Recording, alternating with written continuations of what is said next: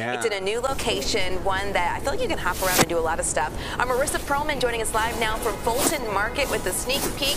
Marissa, that does not look very holiday-ish. Yeah, did you? What is in your hand? And did you have any of those Brad Edwards Grinch drinks beforehand? No drinks were consumed this early in the morning. Okay, but yeah, don't be scared. This is an axe. But that's because you can do some awesome axe throwing here at the pop-up market in Fulton Market. Miguel is here with us. Beth is here with us. He's going to show us how it's done. So, Miguel, what's the tip? You want to show us how it's done right now? Good. First of all, you're going to go with your left hand, bottom. Left hand? Left hand, top. Okay. Put it back. All right. Right here. Here we go. I have to warm it up. Warm it up. You got this. Oh, okay, close. I'm gonna give it one shot. I did do a practice, you guys, and I landed it right in the middle of the green. So let's see if I can do this right here on live TV. So I'm told it's like all about the flick of the wrist. I've never done this before, so let's see. 1, 2. Oh, not quite. Okay, I'll practice before our next hit. Should I do one more? All right, one more. 2 hands. Here we go. It's kind of tough. Beth is here. There's so much more to see. We wanted to show you the Christmas market, which is so nostalgic and so great. What can we find when we head to the Christmas market here? So there are so many things that we have. We have Christmas sweaters and holiday cards, nutcrackers, so many different things that are available here. And it's just, you can shop, you can ice skate, you can get some food, you can get some cocktails. We have it all. Ugly sweaters, Christmas gifts, hats and scarves. And who are the vendors that are here? Oh, well, we have local vendors from the city, right, that come out and do showcase their jewelry. We have food here. We have all kinds of knickknacks, ornaments, things like that to purchase for Christmas. Okay, Brad, tell me what you want me to bring back for you. I'm just saying this would look great on air for the holiday season. Oh, I don't know. like that. It's like, That made I'm me- not sure if it's your size. Yeah, We'll work on it. I was actually going to ask for the axe. Yeah. Can you do one more? I can bring that do we back have for time you. for her to do one more? I mean, we need Marissa, one you more need a axe. redo. Do you have You've time? got to, yes. You need Let's do it. All right, then let me do a redo. Let's do it. Let's go. Let's It's go. Run over. Come on, let's do it. I feel like we need a Absolutely. redemption. Yeah. Get my workout Go, in. yeah, go, Marissa, go. I know, but what if I miss for the 3rd time? Yeah. There she goes. All right. Miguel's not here to In the support wrist, me. man. Really But in as the long as I don't- wrist. The flick. We're gonna help you. I know for sure that right. you're gonna make it this time. We right. got it. Okay. Give it We the got good- it. A lot of give it the build-up good here. Wait, am I going to hit? flick. Here we You're go. gonna do great. Come on. We feel it. Here we Go, go. go. Flick of the wrist. Flick. Come on. Come on. There you go. We can do it. Third time's a charm, girl. time's the Third charm, time's a baby. charm. Yes. Marissa, thanks for Guys, that. the pop-up is open, of course, and the pop-up is open until December 31st. It so is, come yeah. check it out here in Fulton Market if you want to join in on some of this fun. Oh, Okay. gosh, that does look fun. Yeah, it does look fun. A lot to do right in the city. Thank you, Miss Perlman. All right, well, you're watching the stream here on CBS News Chicago, where you never quite know what's going to come up next. Yeah, but thanks never. for starting your day with us. Sometimes we don't either. Yeah. Coming up, cold, flu, and COVID season is here. What the federal government is doing to make sure schools have all the tests they need to keep kids safe. And one suburban basement turns full-on T-shirt operation. It's all in an effort to help people experiencing homelessness. Arnaud Brennan has the story right after the break.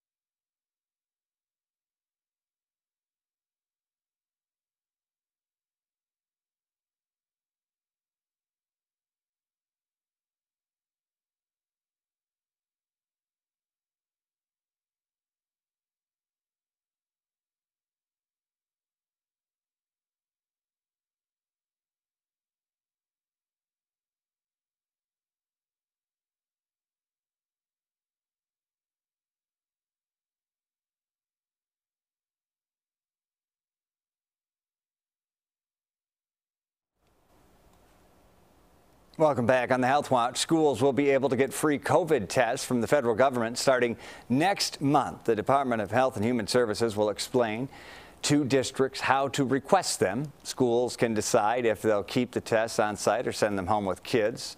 The news comes as hospitalizations from COVID have been on the rise. Officials expect COVID cases to spike as winter comes.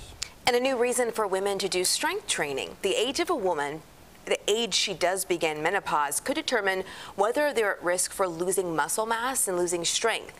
A new study, it's published in the journal Menopause, looked at 2,300 women. They were aged 45 to 75. It found those who went into menopause later held on to their muscle and strength longer. Losing muscle mass can lead to reduced physical capability, along with an increased risk of disease and also mortality. There is a basement here in Norwood Park. It's become the home base for a big operation connecting artists to a really good cause. Tens of thousands of T-shirts are printed to benefit people experiencing homelessness. And the Stream's Noel Brennan shows us how it all works. It was just a grassroots effort to put this thing together in 3 weeks. Printing T-shirts is a side gig for Scott Marvel, but it fulfills him full-time. Use art to do good. It's a simple process. Artists donate their designs. This is the Boston Tea Party by the artist Rick Conrad. It's cute, it's a bit punny. Scott prints them by hand from his basement in Norwood Park. Then he sells them online and in pop-up shops across Chicago. If you like a design, buy a shirt, and this will dramatically improve someone's life. Someone like Ruben Garcia. I was homeless for 5 months when I got here in Chicago. I was sleeping at a bus bench downtown. Ruben is one of dozens of magazine vendors for Streetwise. I can be myself.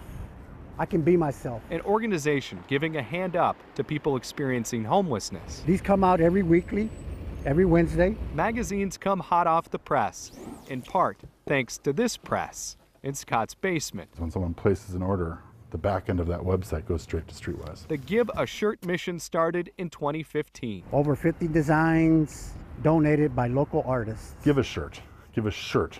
It had to be important. It's really important to say that correctly. Tens of thousands of shirts later, sales have raised more than $500,000 for Streetwise. It's cool. We're helping an artist and we're helping a Streetwise vendor. Yesterday, I completed my 1-year anniversary. Giving back can be as simple as giving a shirt. This is one way I can contribute. Noel Brennan, CBS 2 News. Another delightful story from Noel. I can't believe they're doing all of that in a basement. It just shows you if you want to, you will. I mean, and 500 large, $500,000. That is putting your money where your mouth is. So, you're watching the stream on CBS News Chicago, and we appreciate that. Yeah, thanks for being with us. Coming up at 8, we're continuing to follow a fire out of West Chicago. Several people were sent to the hospital. A lot of action happening there at the scene. Our Muga Odigwe live with how the people out of their homes this morning are doing.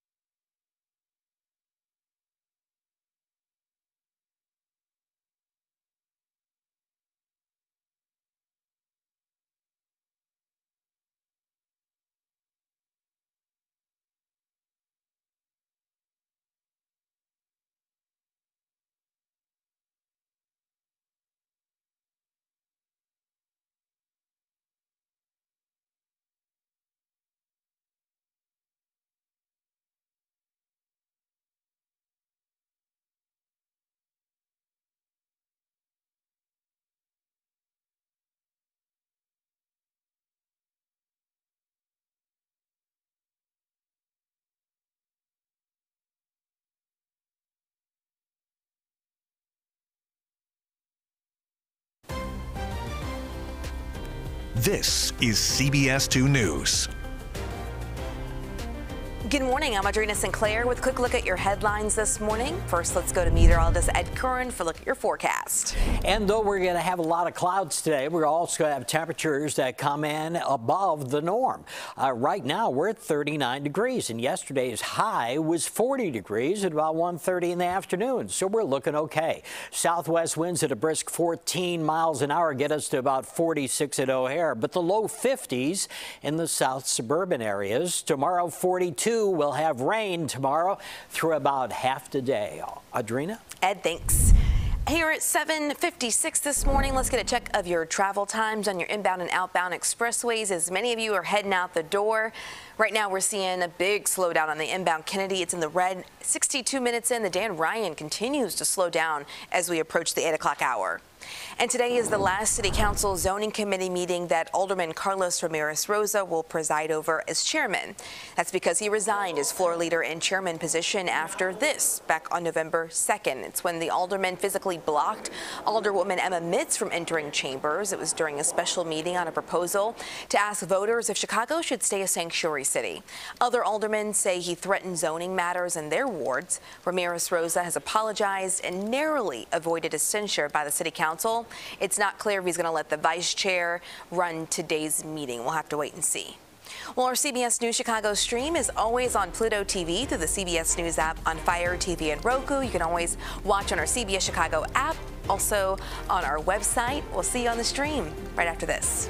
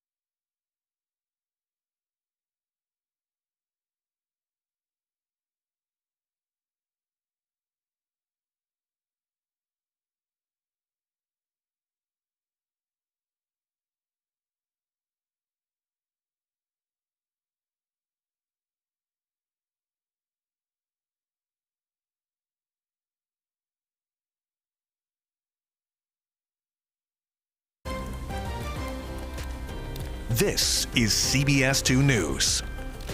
And right now, several people injured after an overnight fire. We're learning the daring way some managed to escape the flames at this apartment complex.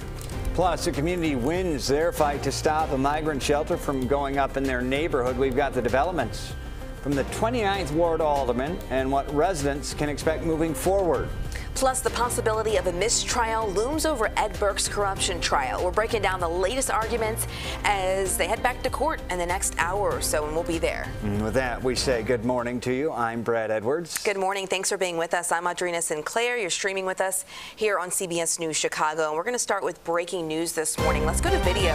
At a closed Walgreens store on the city's northwest side, police say someone came in with a gun, demanded money from the register there. There's a sign there reading "store closed" right outside the door. This was just before 4 in the morning at the store on Milwaukee and Armitage. Now, we don't know how much money that person got away with, but right now police are looking for them.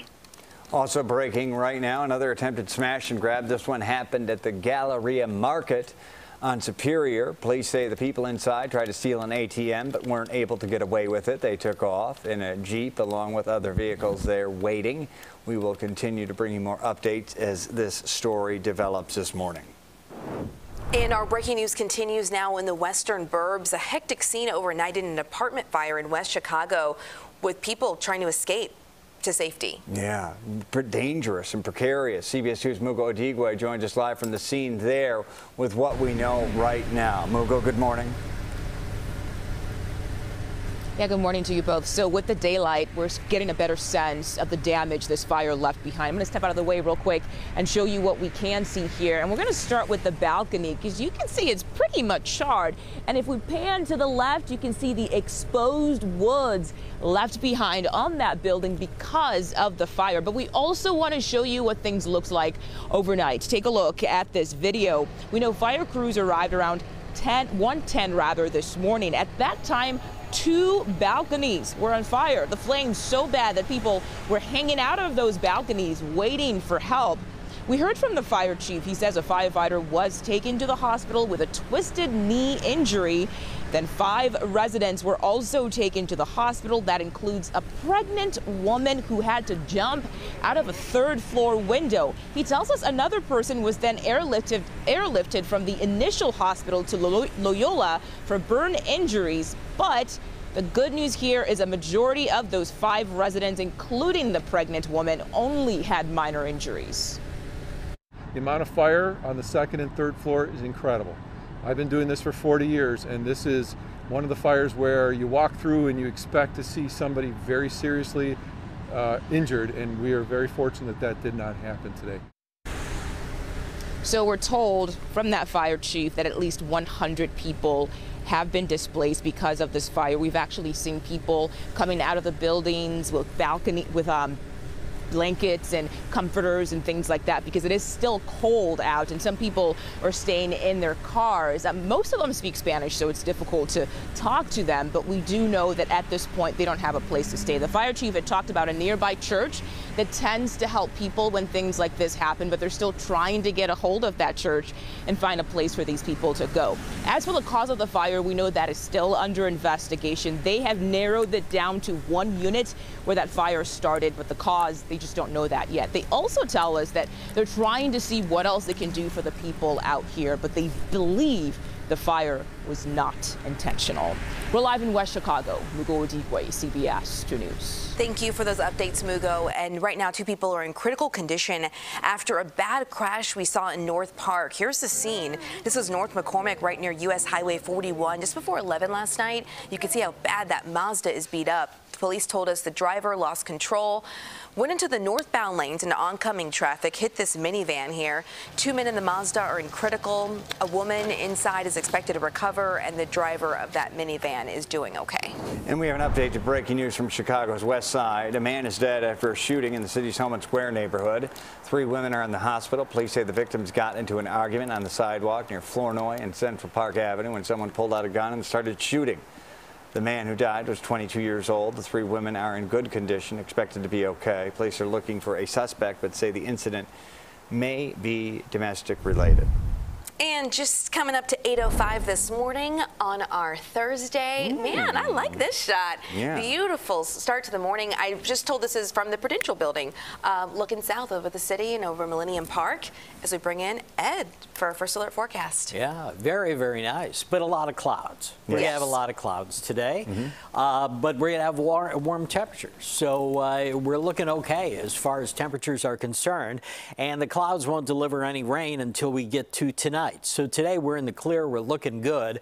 Everywhere we look around the area, up DuSable Lakeshore Drive, we're in good shape here. And you can see that we have mostly cloudy skies for today, rain tonight, and rain ending midday on Friday. Other than that, we're off to a strong start. Yesterday's high was 40 degrees, and right now we have 39 degrees already at this time of the morning. Southwest winds are at 14 miles an hour, and those southwest northwest winds carry not only the heat up here, but also the moisture, and therefore the clouds that are forming around the Chicago area that we'll see deliver some rain later on tonight. 33 at Aurora. We have 39 at Waukegan, 38 at Kankakee. Valpo has 36 and LaPorte has 35 degrees. So we'll see the clouds increase as time goes on, and that's what we have been seeing as this streams up our way, but it also brings us the warm temperatures today. So with plenty of clouds around, we'll see temperatures get up into the mid and upper 40s and even the low 50s as you head to the south suburban areas. And we bring some rain into the picture as we head after sunset tonight. We'll start to see some rain, especially to the south of the city, and that overspreads the area as we head toward the morning rush hour. 46 degrees the high at O'Hare this afternoon, but we're at 51 at the Loop and 52 at Kankakee and 53 at Rensselaer. So especially to the south, we really bring those temps up. Tonight, 33 degrees with the rain, and the rain hangs with us into the morning. You can see how it overspreads the area. This is 5 o'clock in the morning. As we move on to about 8 or 9 o'clock in the morning, here's the way we look. Could have a touch of snow up here mixed with the rain in some of our far northwest areas. There's not a big deal. It'll mix with the rain. Any snowflakes that mix in will melt away as we bring our temperatures up once again tomorrow. Tomorrow won't be quite as warm as today, though. 42 degrees with that rain that falls in the area. And then as we look ahead to Saturday, we're at 43 degrees and dry. 46 on Sunday, hardly a chance of rain at all. And Monday, same kind of deal with 43 degrees. Tuesday, we have a chance for a little snow in the morning with 41. And on Wednesday, partly cloudy and 41 degrees. So the stretch ahead for the next 7 days looks spectacular. And in fact, carry it out 10 days. And that's right, we have temperatures that come in the 50s. Won't that be nice for December in Chicago? Wow. Oh, yeah. Absolutely gorgeous. Yes, I mean, yes. You know it's something special when Ed bringing out the 10-day. You know what I'm saying? That's right. I had that in my back pocket. Yeah, you always carry a 10-day around. I do. But rarely. It's right here. I can show it anywhere I am. I'm in Jewel. You run into me. Ed was the 10-day. I can bring it right up. Yeah. Here you go. Yeah. And you take, of course, we have Venmo for that one. 50 I do. Degrees. Venmo, very Cash small, App. very small amount. Okay. It's a donation suggested. Nobody's saying exactly. Just suggested, you know. Suggested donation. Okay. All right. We appreciate it, Ed. Sure. New this morning, there could be a plan to bring back staff at Amundsen Fieldhouse, and it reopens. And after it reopens for programs. Yeah, this comes after a back and forth over whether that site would be used as a migrant shelter. Our Darius Johnson has the latest on this decision. Yeah, this decision came down late last night. This morning, many residents in that neighborhood possibly breathing a sigh of relief after fighting for months to prevent this field house from becoming a migrant shelter. Just last month, residents took their concerns to a Cook County judge after filing a temporary restraining order. This after the Community and Park Advisory Council gathered outside the field house demanding things return to normal. At the time, only one person was staffing the park, making hours limited. And Chicago Park District had moved classes to Reeves Park in preparation of the field house becoming a shelter. Here's what residents said during last month's rally. You're not going to continue to play in our faces to make us think that you are hearing us and that you're listening to us, all the while you're still going ahead with your plan. This is our community. We are not going to stand for this. Staffing is expected to return to the park on Monday, December 4th, allowing programming to return and allowing the park to fully reopen once again. Later this morning, we know that the residents of Amundsen Park tell us that they will be holding a press conference at 10 o'clock to respond to the alderman's announcement just last night. Of course, we will be there and we will bring you all the very latest. In the control room this morning, I'm Darius Johnson, CBS 2 News. All right, Darius, thank you. Ahead, it is the end of an important role for Alderman Carlos Ramirez Rosa. What his future holds as he resides over his last city council zoning meeting. And Vice President Kamala Harris making a special visit to Dubai, what she hopes to accomplish there.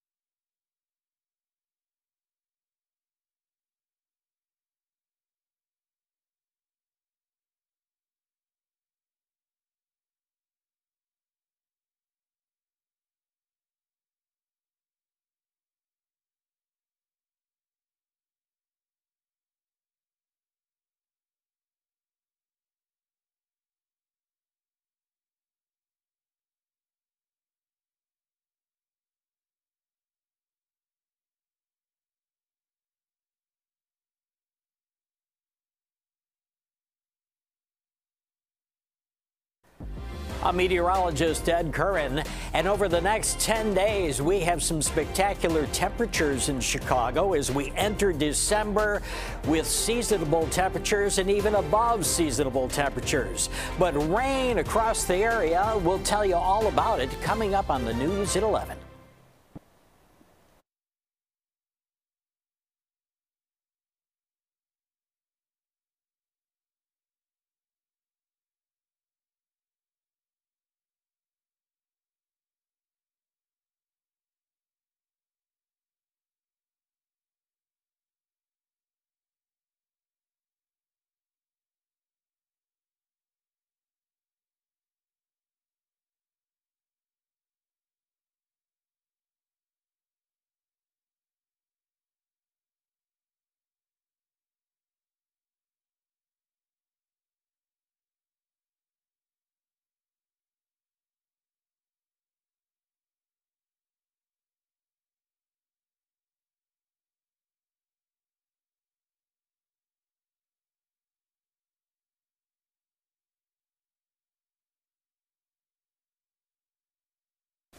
Good morning and welcome back to the stream. A Gurnee police officer will be recognized for saving the life of a woman in a burning car.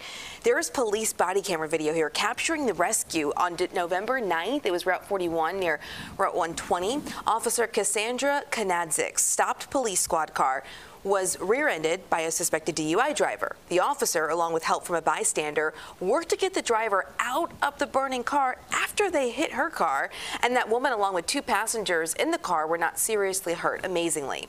The village of Gurnee will present the officer with the life-saving award at this week's board meeting. And now to the Ed Burke trial, where both sides will be in court today before the jury arrives to make arguments about a mistrial request. Mr. Burke's attorneys objected to testimony yesterday from an Amtrak executive who called business in Chicago, quote, corrupt. Burke's lawyers told the judge that using the word corrupt has grounds for a mistrial, saying the witness deliberately violated an order about giving his opinion. The judge will make a ruling today. Meantime, prosecutors played more secret recordings in court yesterday from a wire worn by Burke's then city council colleague turned rat, former Alderman Danny Solis. I'm a believer if you're making money that you should share the wealth. So you and I will never. Yeah, this is we'll the just figure out a way that's going to be above board, legal, etc. Prosecutors claim the conversation was about steering work from development on the old post office to Burke's private law firm. Burke's attorneys insist he was just moving forward on a project that would benefit the city. And as we keep an eye on politics this Thursday, the clock is ticking for Alderman Carlos Ramirez Rosa. Yeah, today is the last City Council zoning committee that he will lead as chairman because he resigned his floor leader position, also his chairman position, after this incident back on November 2nd. You may remember this, when Alderman Ramirez Rosa physically blocked Alderwoman Emma Mitz from entering chambers during a special meeting. It was for a proposal to ask voters if Chicago should stay a sanctuary city for migrants. Other aldermen then stepped forward to say he threatened them over zoning matters in their wards. Ramirez Rosa has apologized, and he narrowly avoided a censure by City Council. It's not clear if he's going to let the vice chair run today's meeting, but we'll keep tabs on that. Yeah, we'll keep you updated. And Henry Kissinger, longtime diplomat, passed away at age 100. He served as National Security Advisor, Secretary of State for 2 presidents, won the Nobel Peace Prize, and was a political power advisor. Kissinger became a household name in the 70s when he worked to end the Vietnam and Cold Wars. He was heavily criticized, though, over the bombing of Cambodia and supporting a coup in Chile. His family says he died at his home in Connecticut yesterday. And Vice President Kamala Harris will be making a trip to Dubai for a COP28 Global Climate Summit. This follows pushbacks over President Biden's decision in skipping the opening of this gathering this week. Now, in recent months, the Vice President has attended several climate-related events, including talking to students and young voters on the issue central to them. Harris' expected attendance at the COP28 in Dubai is in line with her recent steps to ramp up some climate change initiatives. My joy. And now to the latest headlines across the globe. Overnight, Israel and Hamas struck a deal to continue the temporary pause in fighting. Of course, that's in exchange for the release of more hostages.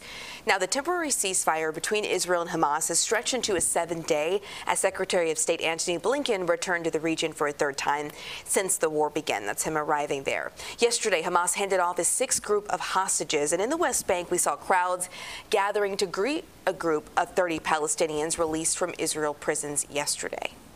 You're watching the stream here on CBS News Chicago. It's Audrina, I'm Brad, and we appreciate you being here. Keep it right here. Yeah, when we come back, we're taking you to one local business that is helping to empower women one gift at a time.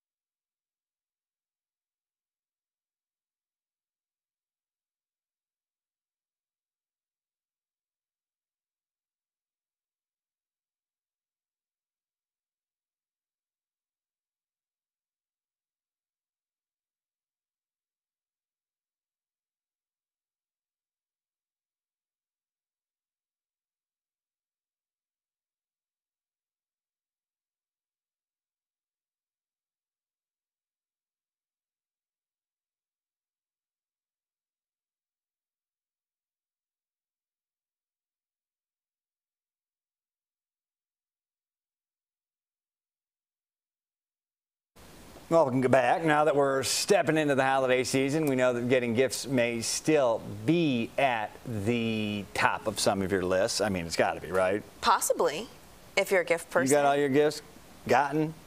Have you gotten all your gifts? If you're trying to get gotten all your gifts gotten? All right. All right. Back on track.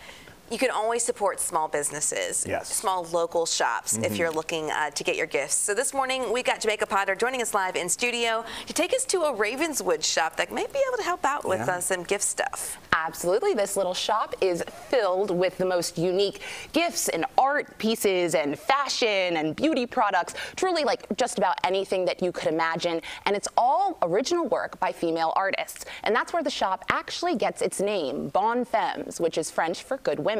And this is run by one woman who says she just wanted to give female artists a home to sell their work. Will always be my favorite. Love a good cocktail, and she has a little collection of these, and I love them so much. The first artist I reached out to, it was the strangest email. I was like, hey, I'm opening a store. Can I sell your stuff? And she goes, oh, you want a wholesale? And I was like, yes, that is what I meant to say. Omatola Akinbi owns Bonnes Femmes on North Damon Avenue, and it's her first ever storefront. And then this beautiful glass over here. Think about how cute this would look on your dining table. Are you kidding me? Yes. At no point did I plan on having a brick and mortar. It's a small space, but in it she somehow manages to fit an eclectic world of art, clothing, and jewelry, all created by women. So many of the artists are so helpful. Even when it was obvious I wasn't sure what I was doing. I think these will eventually sell, Ariana. They're too good. Akinbi started off as a blogger, covering food, fashion, art. I started doing interviews with women artists, and I learned more about their struggles as women artists, and from hearing their struggles about making money as women artists. To Akinbi, the solution seemed clear. I could sell their art and then they can make money. Like her blog, Bon Femmes started online. At the beginning, all I had was art prints, some stationery, some home goods. And then eventually I was like, wait, what am I doing? Why am I stopping myself? Women make so much more than just art.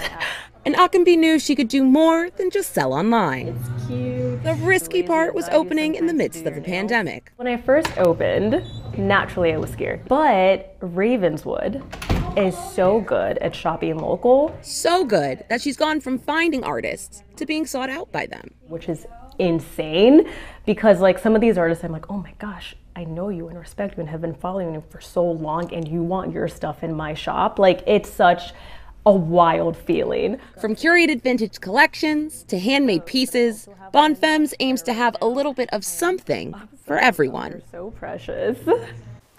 When they're not open for business, you might still see the lights on inside Bon Femmes because of outside of working hours. Akambi also likes to use the space for free events like book swaps and cocktail workshops and even a Real Housewives trivia night. Oh, wow. Something for everyone for real. Yeah, you know what I love is a lot of people are able to sell their product online, but it's so nice to be able to go and see it and feel it and just be part of the community, you know, and support. So that's really cool. I love her story too. I mean, just the chutzpah to open during the pandemic, to be a success, and to share that success with other aspiring artists. That's just a great story. It's really inspirational. Great to see. Yeah. Thanks, Jamaica. Thanks, Appreciate it.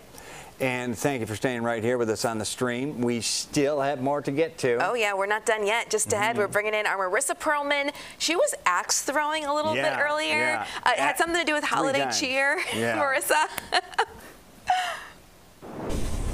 Guys, I may not be Jackie Kostick on the ice, okay? I've got some assistants here. But this is just one of the many activities you can do at Jack Frost Christmas Market here in Fulton Market, right in the heart of downtown. We did axe throwing. You mentioned that. We're on the ice. I've got it to myself. It's kind of nice. Next, we're going to do bumper cars. We're going to challenge Beth, who put this whole thing together, to a little friendly competition. We'll see you there in a few minutes.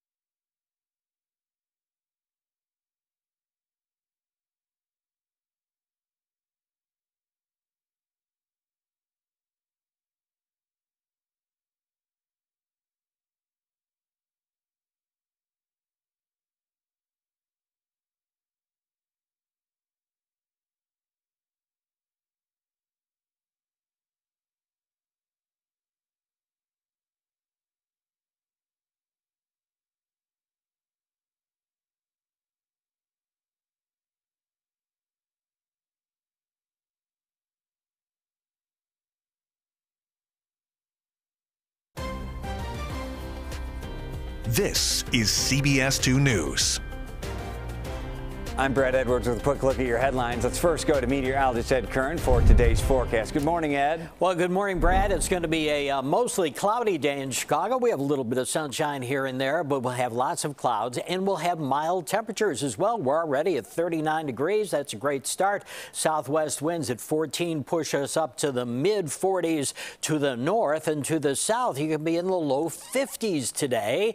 Tomorrow, 42 degrees, and in the morning, on your way to work, expect some rain around Chicagoland. Brad? Okay, Ed, thank you. Now let's get a quick check of your travel times. She's heading out the door right now, and we are definitely in the red. Beware, Kennedy and Dan Ryan inbound. Breaking this morning, a fire at a large apartment complex in West Chicago. Shortly after 1 a.m., firefighters arrived to find an apartment and 2 balconies on fire. 5 people were taken to the hospital for mostly minor injuries. 1 firefighter was treated for a twisted knee. Fire chief says people will not be able to go back into one side of the building. That's on Burr Oaks Drive. The Illinois Supreme Court is weighing in on bicyclists and pedestrian rights in the state. It all stems from a 2020 case when a teen riding his bike was hit by a car, but the driver took off. His family reached out to their car insurance company to help with the medical bills, but the Direct Auto denied the claims, saying the teen would have needed to be in the insured car to qualify for coverage under the uninsured motorist clause. The court will decide if the coverage denial violates Illinois public policy. I'm Brad Edwards. Get local news updates anytime on our digital streaming network, CBS News Chicago. We're live right now, right there. My cohort, Audrina Sinclair, will join me, and we will see you at the bottom of the hour. Make it a great day.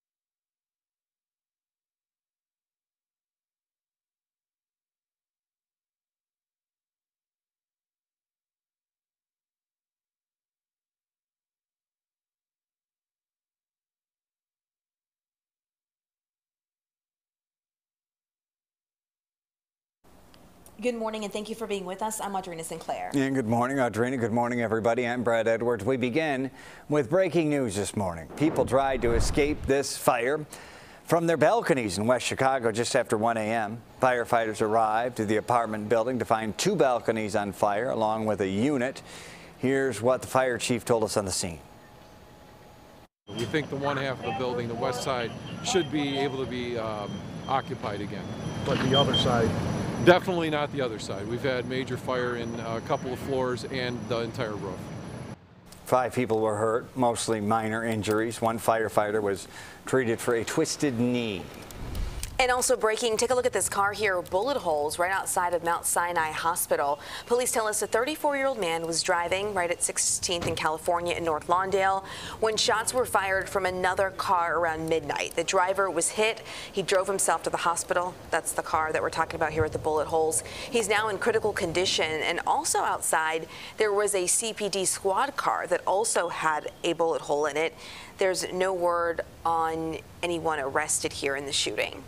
In Chicago's South Shore neighborhood, 2 men were stabbed after a fight in the front yard of the building at 75th and Coles. Police say just before 11 last night, men got into an altercation. Both ended up with stab wounds to the chest. Paramedics rushed both to the hospital. 49-year-old man is in critical condition. 25-year-old, fair condition. Detectives are trying to figure out what led up to that fight. And right now, Chicago police are questioning someone in the shooting of a 9-month-old girl. Police radio traffic we got a hold of suggests the shooting happened inside a car in a McDonald's parking lot. Here's those radio calls. We just got more information that they left the baby in the car while they went inside the McDonald's, and the baby came back. When they came back, the baby was shot in the head. Difficult details to hear for a 9-month-old here. We're talking about the baby fighting for her life. We're told this happened late Tuesday night in the Washington Park neighborhood. Again, a McDonald's parking lot. Police say they didn't get told about this until Wednesday, though, so a day later. We spoke to community activists who raised some concerns about someone being held responsible for this. We need to find out who's going to be held accountable, because this weapon discharge that struck this baby. Every shooting should be alarming, but a 9-month-old child. Now, we don't have any details about the person of interest police are questioning right now. And to take a live look outside right now from our Prudential cam, taking a look there at the city, and you get a little bit of sunrise and a little bit of cloud cover and a nice little mix. And you throw in some decent temps, and then you throw in Ed Curran, and he's on a roll again, Ed. I'm sorry. He's on it.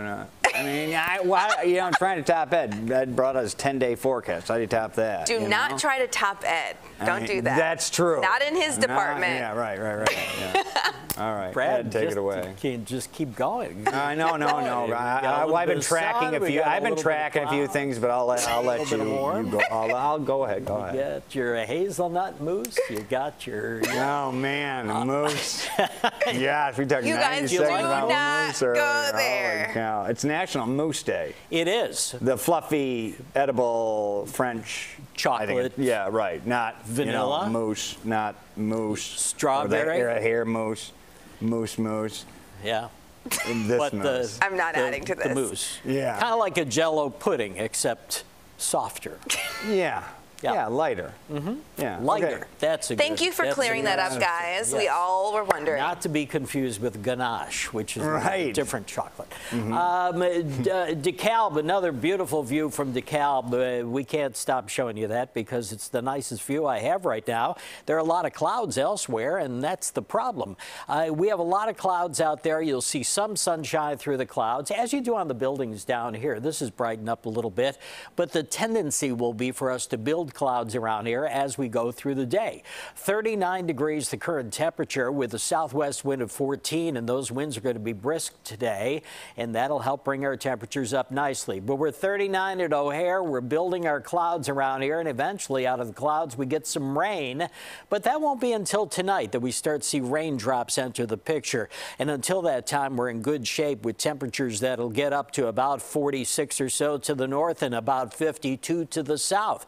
So a nice spread of temperatures and decent conditions today. But tonight we get the rain, and it's with us tomorrow morning for the morning rush hours. You can see it overspreading the area here and giving us quite a dose of rain until about, really, this is a little more aggressive than I think it needs to be, this model. But it should, for the most part, get out of here early on and then give us scattered showers after that. Tomorrow, 42 degrees for a high, and on Saturday, we're looking at 43 and dry, and then 46 on Sunday, and we stay in the 40s as we head to Monday, Tuesday, and Wednesday. So nice stretch of weather ahead. No, definitely. Ed, thank you. Well, this morning, faculty at Columbia College are continuing their strike, and they're holding a rally and a news conference later today at the Student Center around 4:30 this evening, because that's the same time there's a fundraiser for the college. So they're hoping to get some more attention in their strike. This is video from a rally when the strike first started a month ago. The group says today they are rallying against the administration's decision to cut hundreds of course sections for the spring of 2024, and also they say they've increased class sizes there while still not bargaining with the union. They'll be joined by some supporters, parents, staff, and some other local labor union leaders. And there's a new bill aimed at protecting postal workers after more robberies, including 2 just days apart in Forest Park. Police arrested a man they believe is behind one of them, and they say during that arrest, that man dropped a loaded gun while trying to get away. Now, assaults against postal workers, we've been telling you about these. They're up more than 230% in the past 3 years. Senator Dick Durbin is now proposing this new bill that would assign postal police officers to protect the workers. The president of the local letter carriers union says that is a long time coming. They want to see postal police, somebody out there patrolling. The workers here in Chicago, they're fed up. They're scared and they want to know what's going on. They want to see more. We put some more information about the proposed legislation in this story on our website. You can find that at cbschicago.com. You'll also find all of our past reporting on criminals targeting our letter carriers. At Amundsen Fieldhouse on the city's northwest side, park programming might come back. This comes after a back and forth over whether the site would be used as a migrant shelter. Yesterday, 29th Ward Alderman Chris Taliaferro posted an update saying the park won't be used for a migrant shelter and it will reopen on Monday. In October, neighbors learned about the city's plan to make the Amundsen Fieldhouse a migrant shelter. Leaders put those plans on hold, but the Fieldhouse has still been closed. The community plans to hold a news conference this morning to respond to Alderman Taliaferro's announcement. In his statement, Mr. Taliaferro added plans to use a location at 1900 North Austin as a migrant shelter. Also on hold. We reached out to the mayor's office for confirmation, but have yet to hear back. Meanwhile, some are hard at work on this migrant tent camp in Brighton Park right now. Look at this, the structure already up there. On 38th in California, these were crews yesterday. Neighbors have been fighting the city's plan, though, to keep this out of their neighborhood. Meanwhile, they're pending results of an environmental review, looking for some toxic metal in the soil. Mayor Brandon Johnson says despite all of this construction happening, no one will be moved into the site until it's proven safe. Churches on the south side are lending a hand to asylum seekers. It's all part of the city's initiative to clear out police stations, especially during the winter. And we got a peek inside this temporary church shelter at Dunamis Life Church in Pilsen. It can house up to 20 people at a time. The locations are a relief for asylum seekers and volunteer groups who have been on the ground assisting. We're going to help them with mental health, which is so needed as they trek their journey across jungles and went through all kinds of who knows what. Groups are still working to clear out police stations and find shelters for asylum seekers staying at O'Hare Airport. A total of 17 churches are expected to take in around 300 migrants. Well, you're watching the stream here on CBS News Chicago. Thanks for being with us this morning. Yeah, we appreciate it. Coming right up after the break, the ultimate holiday experience right here in Chicago. Ahead, there she is, our little axe thrower. Marissa Perlman live from the Jack Frost Fulton Market. Yeah, that was her success. I mean, you know, third time's a charm. Very nice. What's she going to be doing next? We'll see. Drinking and axe throwing. Yeah, right. HR.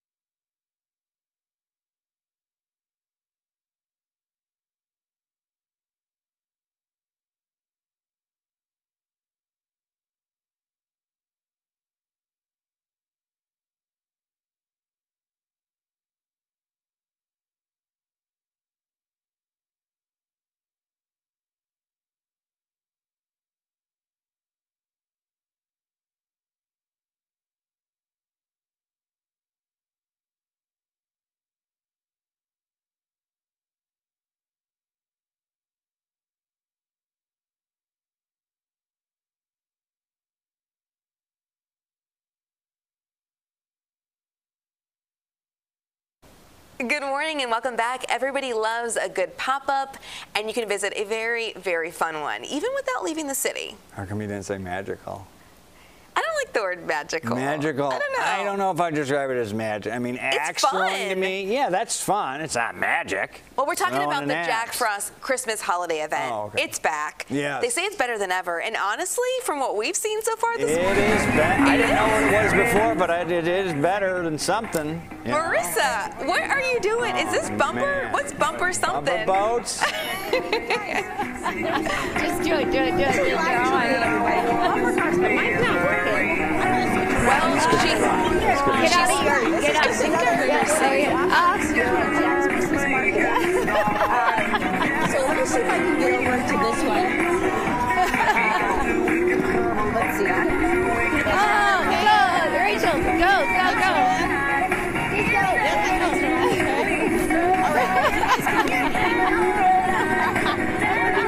And Rachel. Oh, yeah, this is what's up. Oh, my God. We were showing you ice skating. Get in. Stop walking around. With all the food and bev that we can get on the fun ride. Okay, I think I gotta go after Beth here. She's the brains behind this operation. I'm scared. Oh my, okay, it's a soft landing.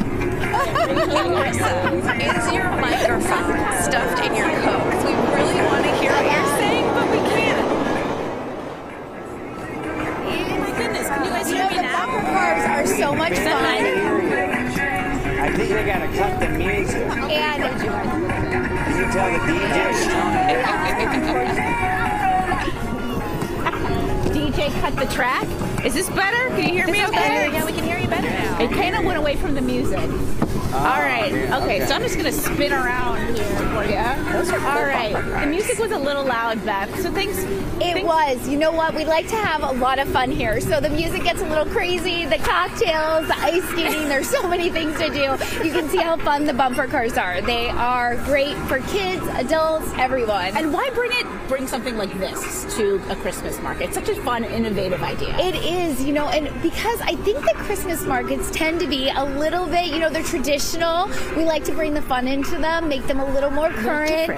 You know, like I said, between the cocktails, the ice skating, we have fortune telling too. So if you want to know your Christmas past or future, and of course holiday shopping, and in Fulton Market, right? The hottest place in Chicago right now. And if you remember the Christmas market guys from, I'm going to do a little spin while we're talking here. If you remember the Jack's pop-up in Goose Island, this is now the new location for the first time this year. So kind of in the heart of downtown, a lot of access here. Absolutely. Well, and you know, we were the first ones. We Love Pop-Ups brought Christmas bars with Frosty 7 years ago, and we have so many. It really is the season of pop-ups for Christmas, right? Christmas is popping up everywhere. So we have not only Jack Frost, but Frosties, the Nutcracker, Pink Christmas, so many different fun things. This is the first time in Fulton Market, as you mentioned, and it's such a hot part of town, and it's great. It's daytime fun, nighttime fun. I love it. And it's open until December 31st. It is, yes. Open until about 10 o'clock at night, right? So you can come in the evening and have some fun. Absolutely. Wonderful. Beth, thank you so much. I'm going to go hit Rachel one more time. To go back. Time to go back into the fun. Yes, let's see. Let's see if we can get here. I know the music's a little loud, but we got to show you guys how these work. All right. Okay, see, it's a soft landing. Brad, you would love this. We should all have a station gathering. Oh, I got you. Anyways, we're going to go and have a little fun out here, guys. But I will send it back to you in the studio. Thank you, Marissa. That's a team building. During your live shot, Ed was like, I want to see her hit somebody. Yeah. So, something like that. I kind of like the whole vibe of that place. Lots of fun stuff. Very nice. Drinks, bumper boats, twist on holiday stuff. Yeah, there's so many It's things. almost like you can get out your frustration, too. Hit somebody, very loving throw way. an axe. Yeah. You know, Ed said it's a good mix of danger and festivity. Ed was making popcorn the whole time because he was enjoying that so much. I loved it. Yeah. I like this could be a date idea. It's not just for the kids. I feel like it could be for anyone. I mean, and they got a DJ cranking that. There's got to be some type of noise ordinance at 8:46 a.m., you know? Oh, man. Well, that was so fun. Marissa, thank you. Yes, delightful. Well, clean energy. It's all-encompassing term for solar panels, electric vehicles, wind turbines, and so much more. The buzzword often comes up in discussions about the future. Our Lauren Victory takes us to a suburban school, turning that talk into action. Clear. Thank you. That was totally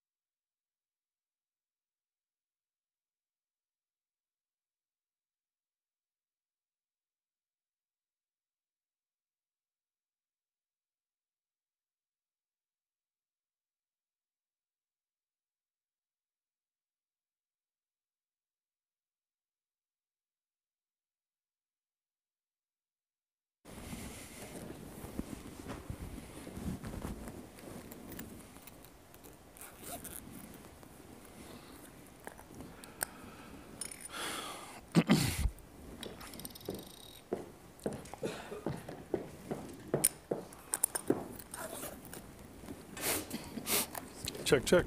Thank you, sir. I'm getting there, sorry. I'm getting there. Uno momento.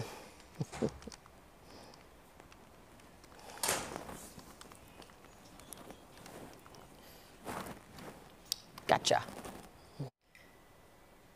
Yeah, 1, 2, 3, 4, 5.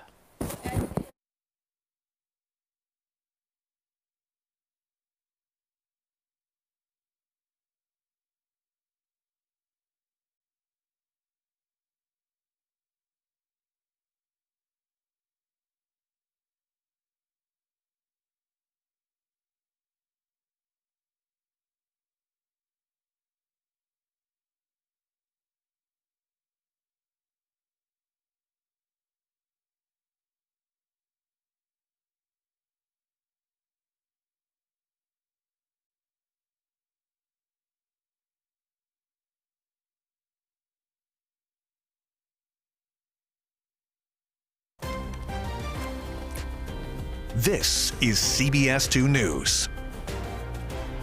Good morning, I'm Ryan Baker. And I'm Dana Kozlov. Let's get started with meteorologist Ed Curran for a look at today's forecast. Ed? Well, across the area, we have mostly cloudy to partly cloudy skies. And here in Oak Brook, we're taking a look once in a while to see a splash of sunshine out here. But for the most part, skies are mostly cloudy. 41 degrees. We've topped our high of yesterday already. Southwest winds at 13 miles an hour. Today's high 46 at O'Hare. But as you work your way to the south, you'll be in the low 50s today. Tomorrow morning, you'll have some rain around Chicago for your morning commute. Tomorrow, 42, and we stay in the 40s all through the next 7 days. Ed, thanks. Breaking overnight in Chicago's South Shore neighborhood, 2 men were stabbed after a fight in the front yard of a building at 75th and Coles. Police say just before 11 last night, the men got into an altercation. Both ended up with stab wounds to the chest. Paramedics rushed both to the hospital. The 49-year-old man is in critical condition. The 25-year-old in fair. Detectives are trying to figure out what led up to that fight. Also breaking overnight, a fire at a large apartment complex in West Chicago. Shortly after 1 a.m., firefighters arrived to find an apartment and 2 balconies on fire. 5 people were taken to the hospital for mostly minor injuries, and 1 firefighter was treated for a twisted knee. Coming up at 9, we are live on the scene with the latest look at the damage and what it means for people who live there. Also ahead at 9, a key ruling expected in Ed Burke's corruption trial today, what the defense is asking for. And these guns, just a few of the weapons recovered from turn-in events hosted by the Chicago Police Department. The director of community policing joins us to talk about the program and tell us how it's working and public safety strategies moving forward. All these stories and more coming up next on our 9 a.m. newscast. I'm Ryan Baker. I'm Dana Kozlov. We hope to see you right back here in 3 minutes.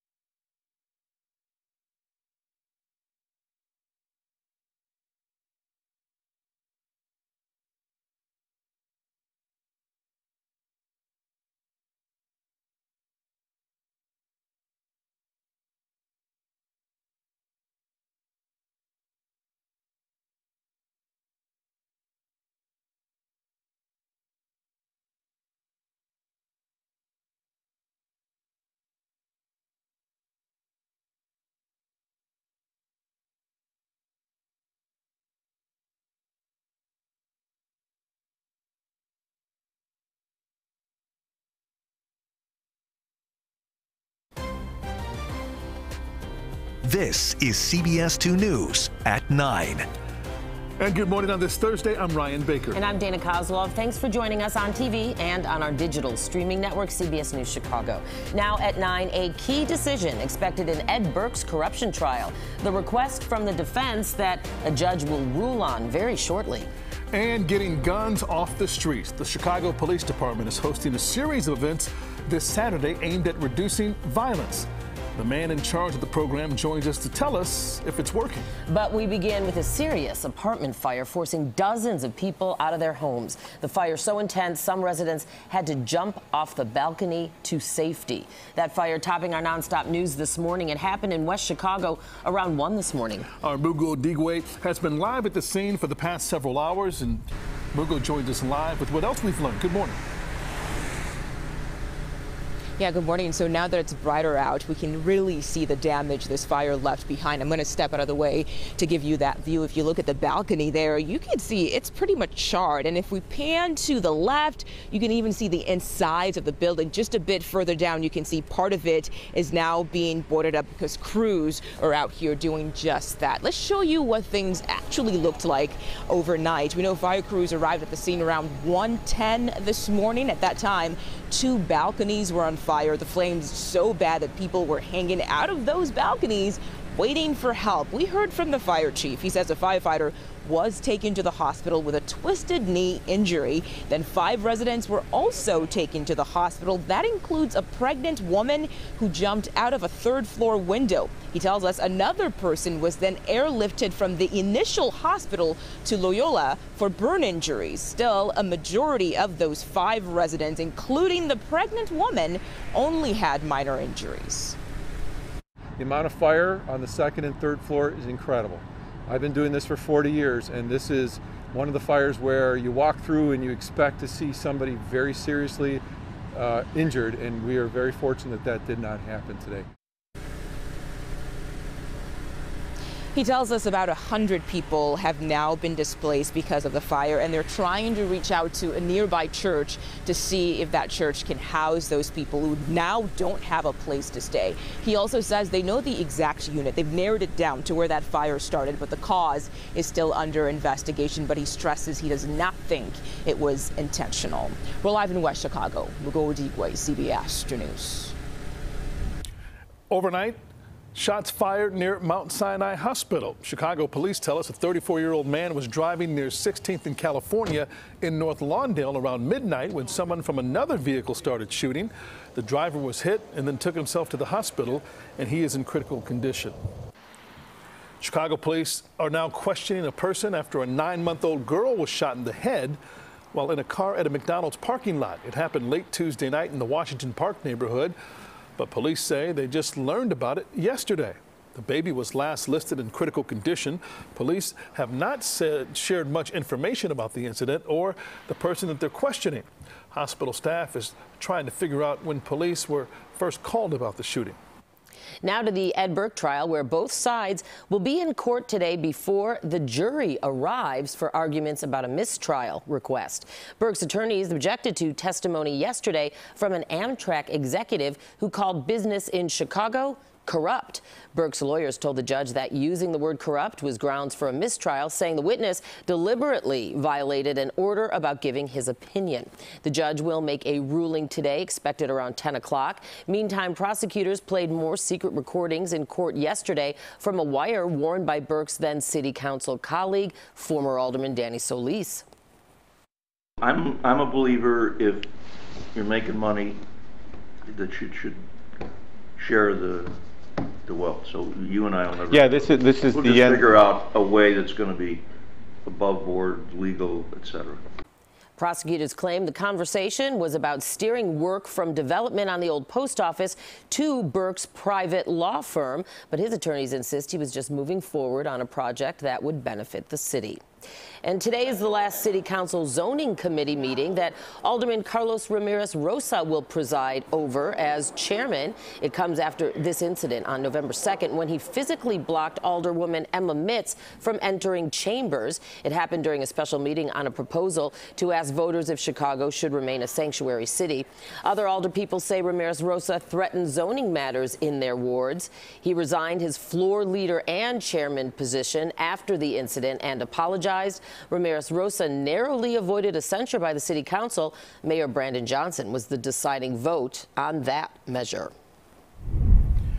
As we shift gears to our weather and take a live look outside over the city, some clouds over the skyline, but some sun peeking through. Let's check in with First Alert meteorologist Ed Curran in for Laura, and shaping up to be another beautiful day. Yeah, and that's what we're looking at, are partly cloudy to mostly cloudy skies across Chicagoland. We'll tend to build the clouds as time goes on, but we do have the sunshine coming through from time to time. It looks very nice out here, so enjoy your 41 degrees, already topping yesterday's high temperature of 40 degrees. 41 at O'Hare, 41 at Midway, and winds that are getting a little on the brisk side, and we'll have winds that can gust as high as 25 miles an hour later today. So we bring in the warm air, the moisture, the clouds, and eventually some raindrops after the sun sets this evening, and rain with us tomorrow morning. So that's tomorrow morning. Enjoy today. It'll be very nice. 46 at O'Hare to the low 50s as you work your way to the south suburban areas. Ryan?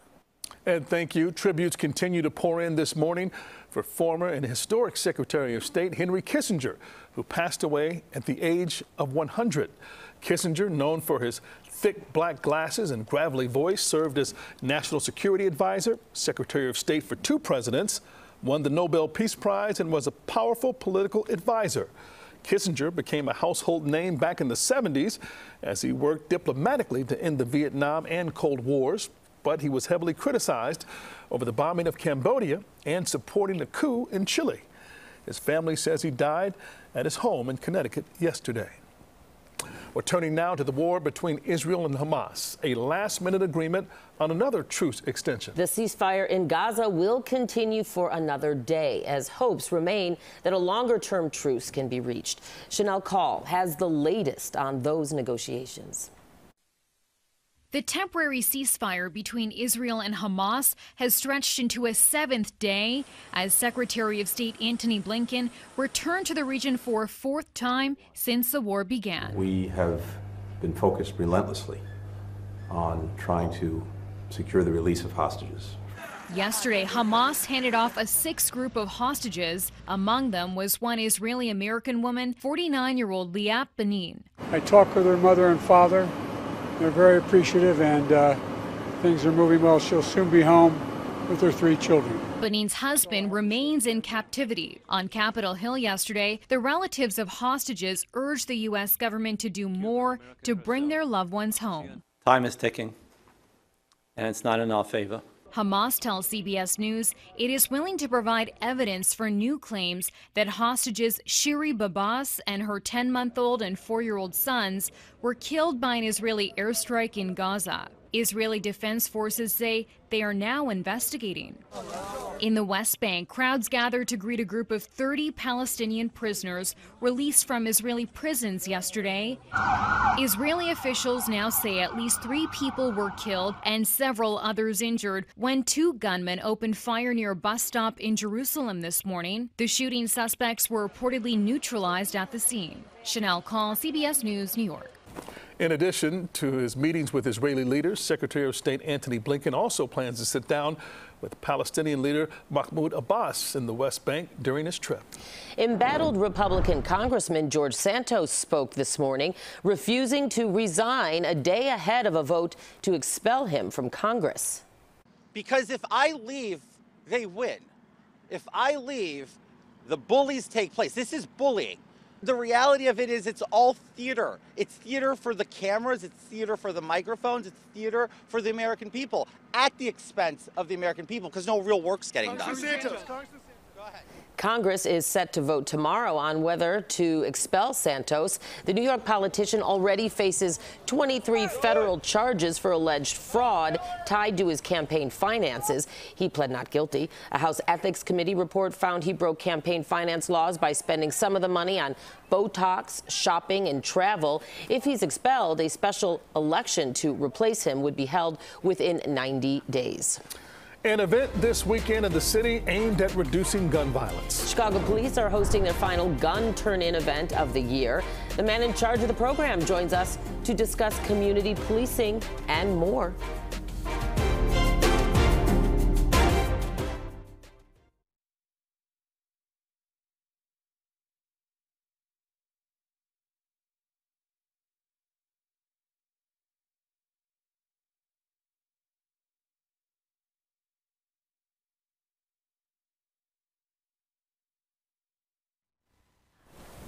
Hi, sir. How are you? I'm good. Let's make sure to come back to you. Yeah. Hi, Glenn. It's Ryan Baker. How you doing, sir? Hey, Ryan. How are you doing? And Dana Kozloff, you know, right? Hi there. Yeah, Dana, we've met many times. How are you guys doing this morning? I told you. Many times, yeah. I have a silly question. I know you're the director of community policing, but if I were to refer you with a title, would it be Director Brooks? Yep. Okay, Yep. Thank you. Okay, I wasn't sure about that because I probably would like to use that. That's all right. It's your world. I'm a spectator. All right, well, we really appreciate it, and we look forward to talking with you. Yeah. Good to see you again. Absolutely. Thank you. How do we think U of I is going to do this year? Basketball? Oh, basketball. Yeah. Oh, because football's dead. You know what? They have a fighting chance, but that's the Atlanta. They'll be above average, so we'll see. I'm more concerned with how they're going to do in March than right now.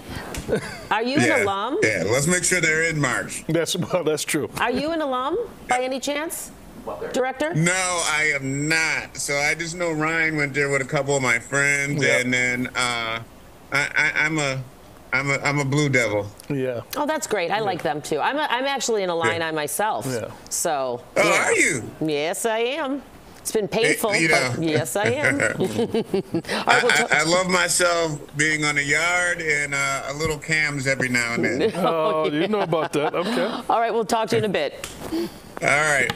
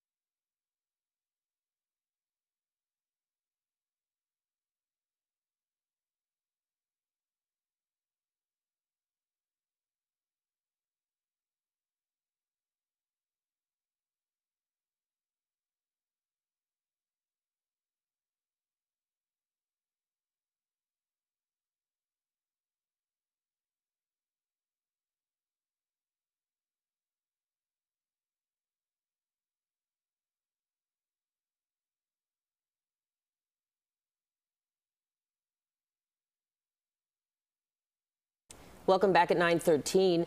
Getting guns off Chicago streets. That is the goal of 3 events being hosted by Chicago police this weekend. Yes, the department is holding its final gun turn-in event of the year at locations across the city. On Saturday, anyone can turn in a weapon in exchange for a $100 Visa gift card, no questions asked.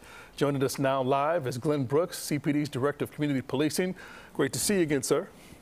Good morning. How are y'all doing this morning? We're doing well. So glad you're with us. So I have to ask, how do you measure the success of these gun turn-in events? Do you have evidence or data or numbers that show that it's actually helping reduce violence in critical neighborhoods where it's plagued the most?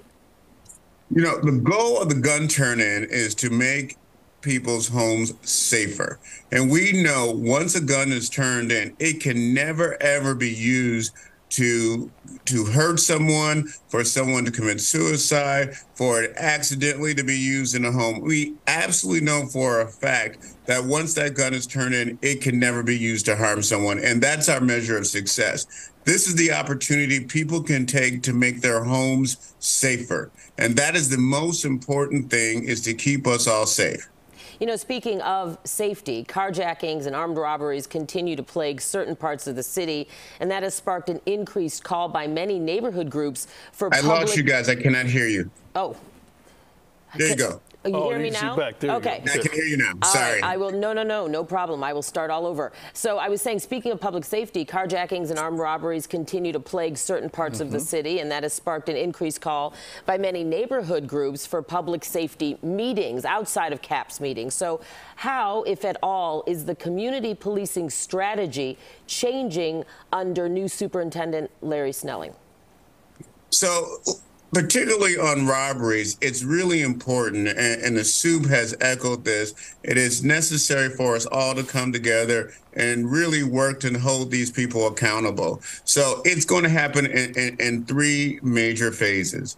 First phase is, as a community, if we ever find ourselves in that trauma-filled situation, is one, not only to cooperate and give the property over, but become an expert witness. Remember every single detail.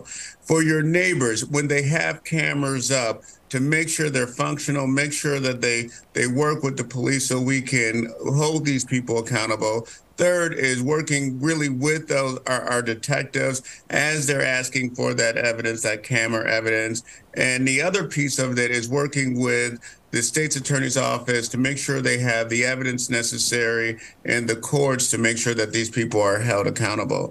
But it requires us all to work together. It is not going to be just the police or just the community or just the courts. It is us working together to solve this, but it's also us working together to make ourselves safer, which is what the gun turn-in is about. And getting back to that gun turn-in, we mentioned that each weapon that is turned in, no questions asked, will get you a $100 Visa gift card. Is that per gun?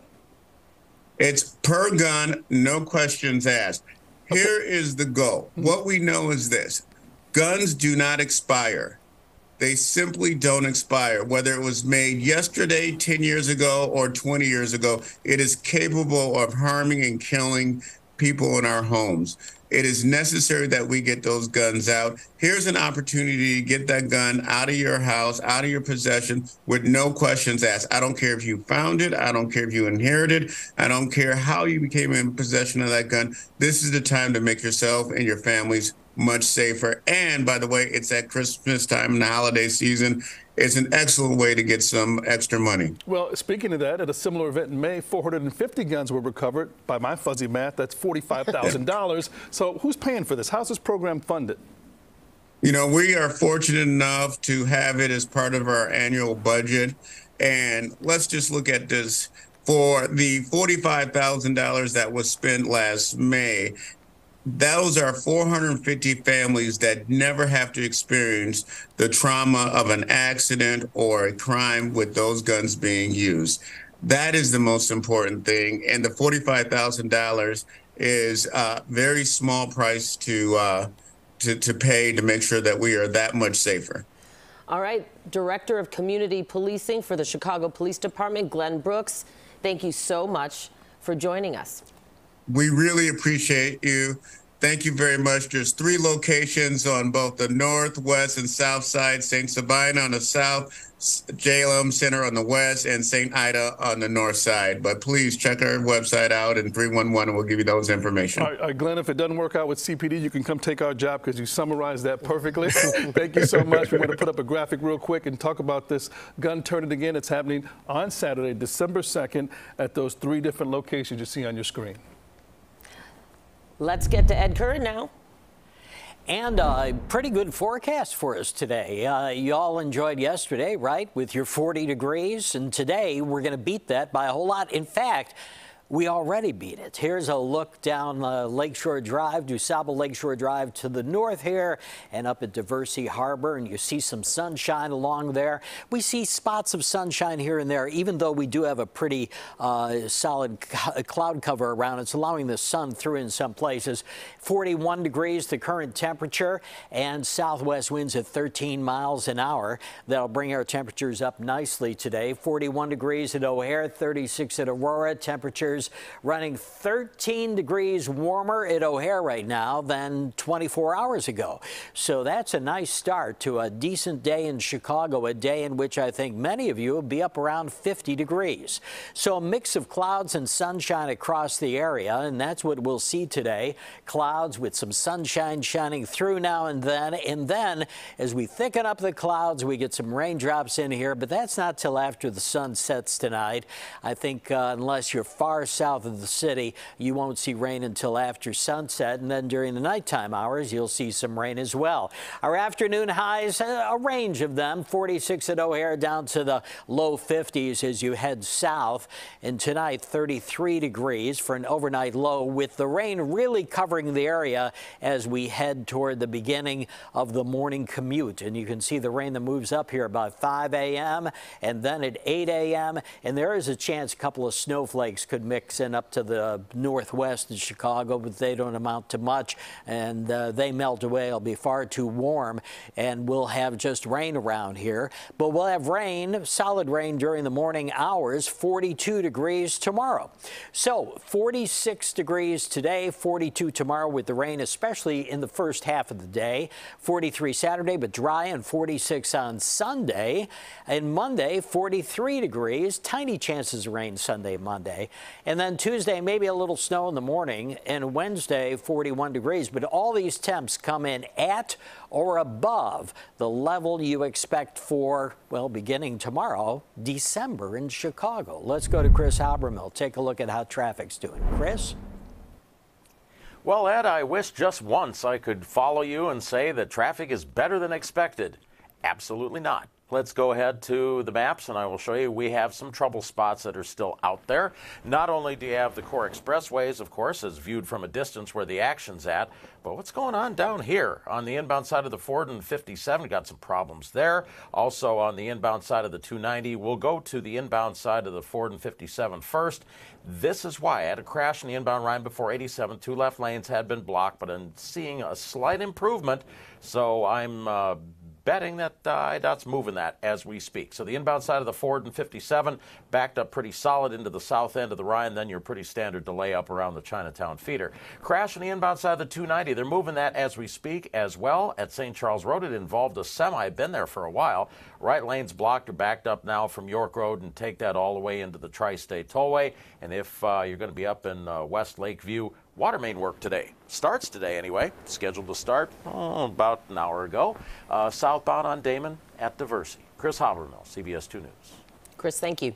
We want to bring you some breaking news coming into our newsroom just moments ago. We're getting reports from the Israeli military that 2 more Israeli hostages have been released from captivity in the Gaza Strip. The hostages are said to be a part of a larger group of Israelis expected to be released today after a truce was extended. Israel is expected to free about 30 Palestinians being held in prison. Ongoing negotiations with Hamas as that war continues in the Middle East. Well, still ahead, Beyonce's Renaissance tour hits the big screen today.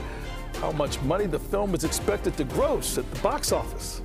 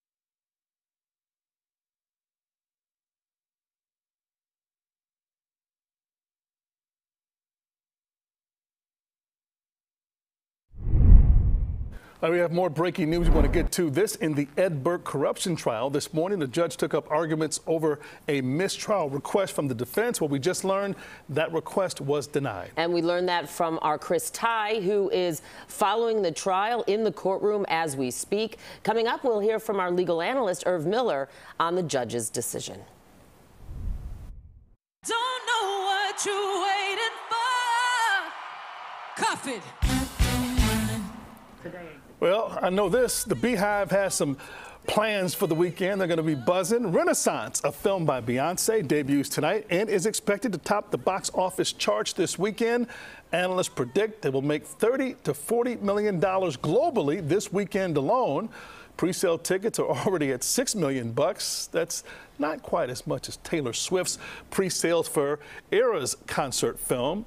Well, that came in at $65 million, if there's some sort of competition. Wow, that's still a lot of pre-sale money. And speaking of Taylor Swift, it's that time of year when everyone posts their Spotify Wrapped, and don't be surprised to see a lot of Taylor Swift. The pop star is Spotify's most streamed artist of 2023, racking up more than 26 billion streams. Swift dethrones Bad Bunny, who held the title for 3 years. I know I looked at my Wrap yesterday, and Wilco was my #1. What about you, Ryan? I'm looking at it right now. I guess we don't want to play it right here, but De La Soul came in as my #1 stream because, you know, me, myself, and I remember that back. Oh, I remember that. One of the key members passed away. That's probably why I got all nostalgic back to our college days. It's interesting to find out what you listen to. Been a fan of De La Soul for a long time, 30 years.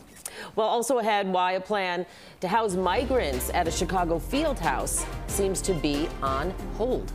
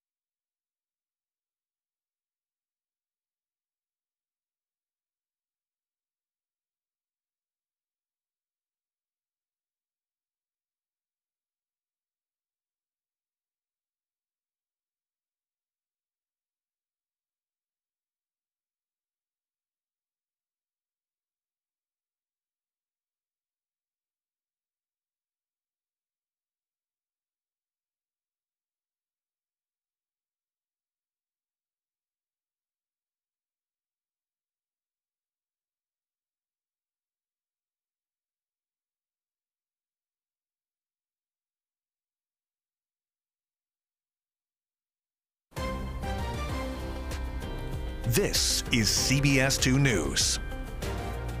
Good morning, everyone. Welcome back. I'm Dana Kozlov. And I'm Ryan Baker. Thanks for being with us at 9:30, whether you're watching on TV or streaming on CBS News Chicago. Coming up this half hour, we are live at a brand new holiday pop-up in Fulton Market.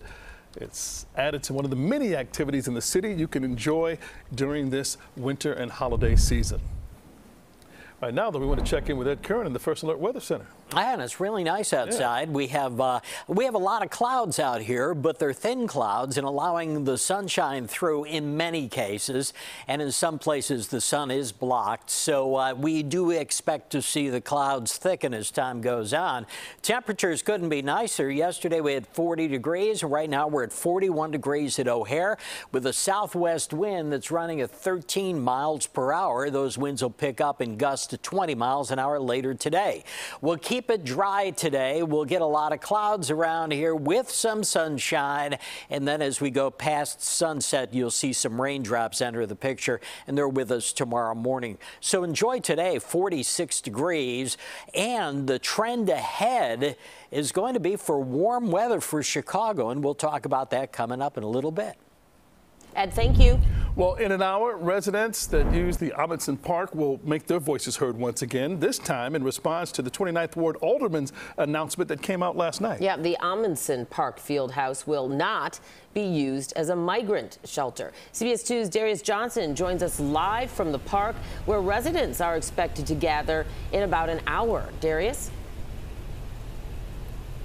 Ryan and Dana, good morning. I can tell you those residents have been speaking out for months. Many of them, they will be here today to respond to this announcement from the 29th Ward Alderman Chris Taliaferro. I actually just hopped off a Zoom call with him within the last 5 minutes, where he thanked many of those people who live right here in this neighborhood for coming out and standing up and just for really making their concerns and their voices heard. Take a listen at some of their frustration that we got on camera just last month when many of them were here during a rally. How dare you make a decision without sitting down with us? Now, just last month, the field house was operating with only one staff member, and the park district had to move classes to Reese Park while trying to convert the field house into a shelter. Just last month, residents took their concerns to a Cook County judge after filing a temporary restraining order. That judge denied the request, stating there was no need for emergency action since the city had yet to decide if a field house would become a migrant shelter. Now, on Monday, December 4th, staffing is expected to return right here to the Amundsen Park Fieldhouse, allowing the park to reopen and allowing programming to be moved back here to be able to continue. Once again, in an hour, residents will be speaking here. Of course, we will bring a lot of that to you as well. In addition to Amundsen Park no longer being a place that will hold or shelter migrants, we know that Alderman Chris Taliaferro has chose another location right here within this area. Of course, we will have more on that on the news at 11 o'clock. That's the very latest at Amundsen Park. I'm Darius Johnson, CBS 2 News. All right, Darius, thank you. Meanwhile, construction is on its second day on a migrant tent base camp in Brighton Park. Crews were working on the structure at 38th and California yesterday. Neighbors have been fighting the city's plan, and there are pending results of an environmental review looking for toxic metal in that soil. Mayor Brandon Johnson says no one will move in until the site is proven safe. All right, we want to get to the breaking news in the Ed Burke federal trial over bribery and racketeering. We just learned the judge denied a mistrial request. And we want to bring in our legal analyst, Irv Miller, right now to talk this through. Irv, Burke's lawyers claim that when the word corrupt was said by a witness, someone who worked for Amtrak, it was grounds for a mistrial. The testimony came yesterday from that executive who called business in Chicago corrupt. But are you surprised by the judge's decision? I'm not surprised by the judge's decision at all, because mistrial motions are rarely granted. It's an extreme circumstance where a judge will find that the defendant's rights were so violated and were so prejudicial that the trial couldn't continue. So I'm not surprised at all about her ruling. And Irv, we've been describing this as a corruption trial in our coverage, so, you know, I guess it's pretty commonplace to hear the word corrupt when saying this, but would you liken this to a Hail Mary by the defense to try to get a mistrial? No, it's a smart move. I mean, anytime they think that there's what I call a super objection, which is, you know, beyond the normal objection, they're looking towards the appellate court in the future if there's a conviction. They want the appellate court to know that this error was so bad that the case should have been thrown out at the trial level. So that's what they were signaling by making this motion for mistrial. I think it was appropriately denied, but yet again, it may come up if, in fact, there is a conviction and the defense uses that in the appellate court to try to get the case overturned, to get either a new trial or for saying that this was so bad, double jeopardy is involved, and he shouldn't even be retried if we reverse the case. So that is strategic, is in terms of how it will affect the trial moving forward if it gets to the appellate level. But what about this current trial? Will it have, what's the effect? None. I'm sure witnesses will be on the stand today testifying. We'll go on for another few weeks. And I submit that the next time we hear about this is if there is a conviction and is raised in the appellate court. You don't think it'll come up in jury instructions at all? For instance, the judge saying, hey, we want you to disregard that statement by that executive? Good point, Dana, but the judge already told the jurors to not show them to disregard that statement. But, you know, defense attorneys have a saying that, you know, you can't unring the bell. And certainly the bell went off when the word was corrupt. But don't forget, it's not improper for lawyers to argue this was corrupt. It's just improper for a witness to give their own personal opinion that it's correct. You're going to hear that word corrupt many times in the closing arguments in this case. Right. Okay.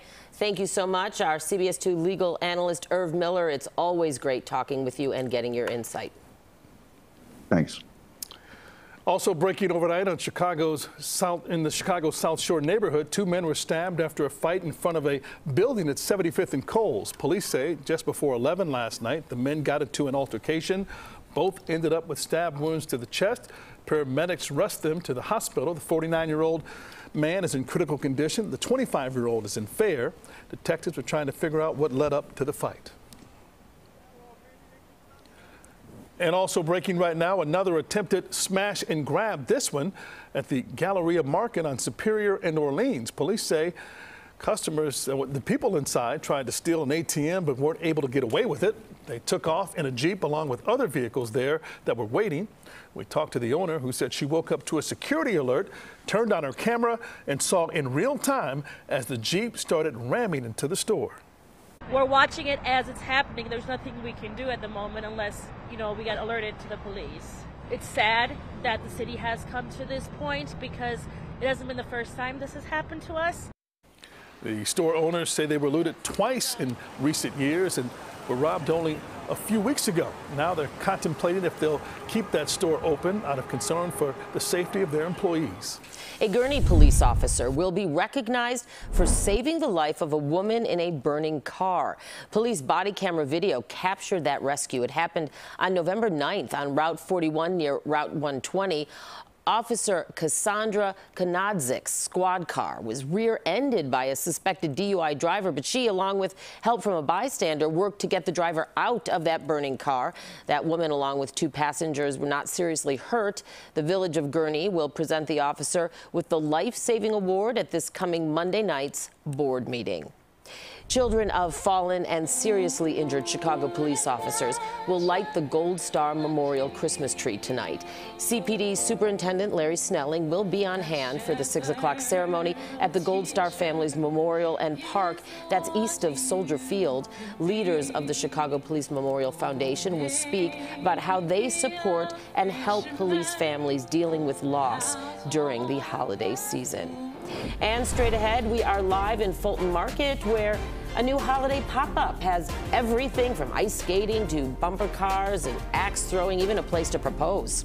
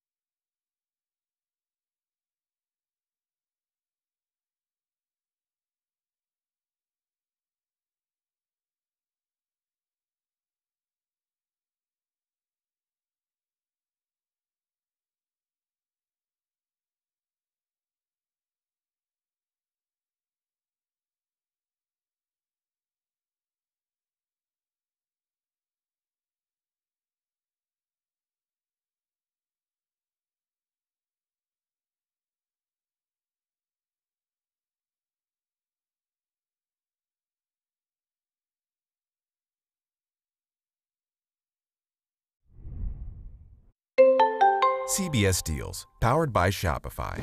Never go flat. Portable air compressor. Okay. I love this. This is a great stocking stuffer. You'll never be stranded with a flat tire, right. And you'll never have a dead phone again. Oh. Because this thing is one of those all-in-one devices. Multifunctional. But it's a safety device. Think about this. You got a flat tire and it's dark out. This thing has a flood lamp. Boom. Right there. Boom. Yeah, and it has multiple settings. And this is so easy to use. And if you look at the top, look at that. Look at that digital display. You will not need your readers. You'll be able to see, and it has automatic shutoff. So you check your tire, you see, oh, I need 28 or 30 PSI. You set it to 30. When it gets to 30, it will automatically shut off. How much is it? I love this. We have this for 30% off. It's under $110. Oh, that's a great deal. I like this. This is a great gift Can't for put a price the on new safety. driver. To get this deal and more, scan the QR code at the top of your screen or head to cbsdeals.com to start shopping now. Just hear those sleigh bells jingling, ring, ting, tingling too. Come on, it's lovely weather for a sleigh ride together with you. Outside this snow. A sleigh ride would be pretty tough today, but you are taking a live look at Daily Plaza. The Chris Kindle Market, however, one of many holiday activities you can enjoy right now. It is open now until December 24th. It's upon us. It is. Tomorrow's December 1st. I know. It's here. Our Marissa Perlman, she's been busy this morning. She's live at the Fulton Market at a new holiday pop-up that looks really cool. It really does. So far this morning, let's see, Marissa's tried axe throwing, ice skating, winter bumper cars. What's next up your sleeve? We're toning it down a little bit. We're just taking you along the ride for some Christmas shopping here at Jack's, this pop-up in Fulton Market. It is the first year that Jack's has been here in the West Loop. You may remember it from Goose Island in years past, but now new location, new vibes, new activities, so stuff to check out. And I'm joined by the queen of the pop-up. That's what we're calling her, Beth. Thanks for being with us this morning. Absolutely. We're so glad you made it out. Absolutely. It's been such a fun morning. Ryan, as you said, we've been trying a lot of new fun activities. My first time axe throwing, so that was fun. And now we're here in this amazing Christmas market, so let's check it out. And you can also see we think about 1 million lights that are around here in the pop-up as well, Beth. Yes, absolutely. We have Christmas shopping. So if you haven't found your perfect gift yet, and it's hard to believe it's right around the corner, almost December 1st, right? We have lots of different local vendors. We have some Christmas sweaters, some hats, some holiday cards, whatever you're looking for, we definitely have it here. In addition, we have right now we have cotton candy from Swirl Chicago, and a lot of, like I said, local vendors from Chicago making up some fun experiences. So if you want to come out and check them out, we have nutcrackers for sale. And as you know, pink is the color this year. It is for Barbie Christmas. year. It's the year of the Barbie, Beth. It absolutely is. And as you know, we just have lots of fun things. We also have custom embroidery. So you can come out, you can pick what you want on your sweatshirt, and we will do it here for you. So you can custom print anything that you desire here. Bad and Grinchy, I like that one. Check that out. Feeling bad and Grinchy again in the color of the season, pink. So much to shop for here. I love that you can make the cotton candy on site and then hand it out too. It can make a good gift, or to eat here at the market. That's kind of fun. Yes. And then of course you've got our ugly sweaters. Yes, the most popular vendor, of course, is the ugly sweaters. You know, you can take, we have a plethora of vintage sweaters that you can choose, select, perfect for your holiday parties. I think we've got Rachel here who's modeling some of them for us today. Thank you, Rachel. And then this is a classic, Ryan and Dana. Merry Christmas, you filthy animal. We love it. So much to see and do here.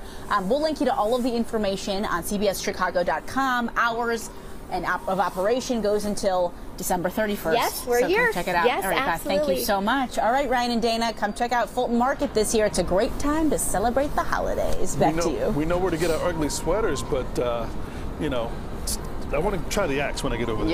Yeah, I will. Maybe the first time. Thank you, Marissa. You'd be good at that. And I think we'll head over there at some point and get you an ugly sweater, and then you can wear it on the air. There you go. There you go. I've done that before. All I have are ugly sweaters. It is, you know what, we're approaching December tomorrow, and it sure doesn't feel like it, as we have temperatures that have been rising nicely. not that our temperatures are all that above normal so far, but they're not the frigid cold we've had around here recently. We're at 41 degrees at O'Hare and Midway, and yesterday's high was 40 degrees. So we're already ahead of the game here. 41 degrees at O'Hare, and we're 43 degrees at Kankakee, 43 at Ottawa. Areas to the south will warm up a little bit more than areas to the north today. But look at this, 13 degrees warmer now than it was 24 hours ago at O'Hare. That's a nice start. And though we have some clouds moving through here, we have the sunshine making it through some of these clouds. So we have some sunshine mixed with clouds. We expect mostly cloudy today, but you will see sunshine as well, as we've been seeing. After sunset tonight, you'll see some raindrops enter the picture, and overnight we'll have some rain coming down.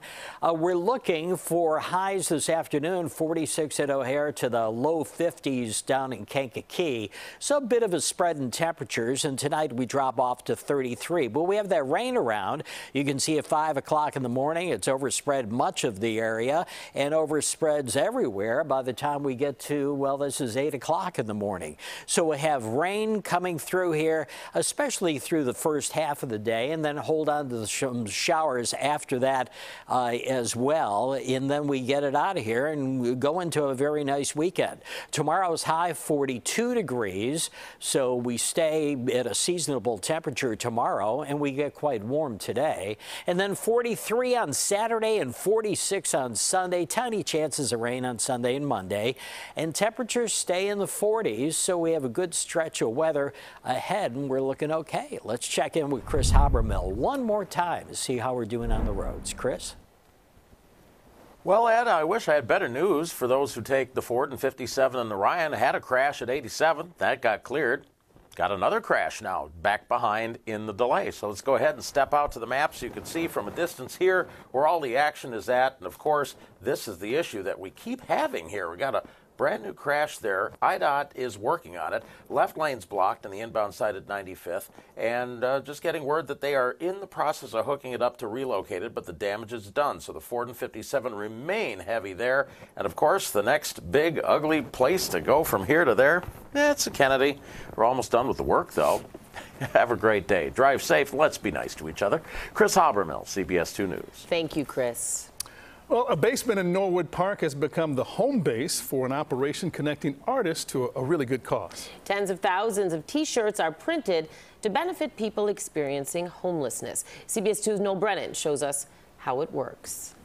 It was just a grassroots effort to put this thing together in 3 weeks. Printing T-shirts is a side gig for Scott Marvel, but it fulfills him full-time. Use art to do good. It's a simple process. Artists donate their designs. This is the Boston Tea Party by the artist Rick Conrad. It's cute. It's a bit punny. Scott prints them by hand from his basement in Norwood Park. Then he sells them online and in pop-up shops across Chicago. If you like a design, buy a shirt, and this will dramatically improve someone's life. Someone like Ruben Garcia. I was homeless for 5 months when I got here in Chicago. I was sleeping at a bus bench downtown. Ruben is one of dozens of magazine vendors for Streetwise. I can be myself. I can be myself. An organization giving a hand up to people experiencing homelessness. These come out every weekly, every Wednesday. Magazines come hot off the press, in part thanks to this press in Scott's basement. When someone places an order, the back end of that website goes straight to Streetwise. The Give a Shirt mission started in 2015. Over 50 designs donated by local artists. Give a shirt. Give a shirt. It had to be important.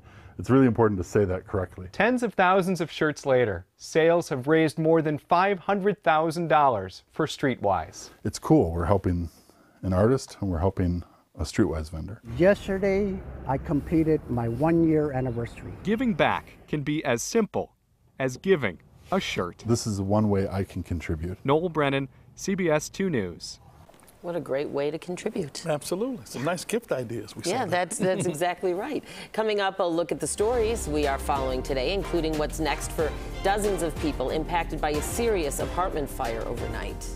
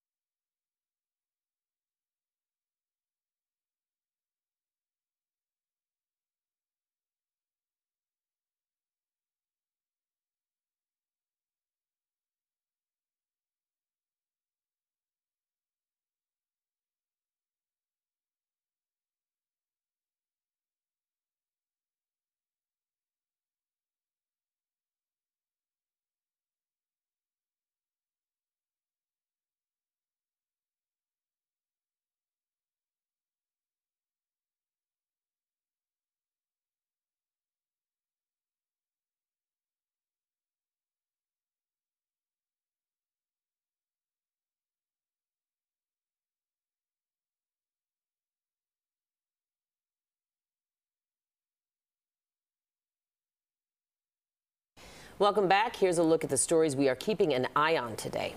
Firefighters rushed to put out fires on 2 balconies and in an apartment at a large complex in West Chicago.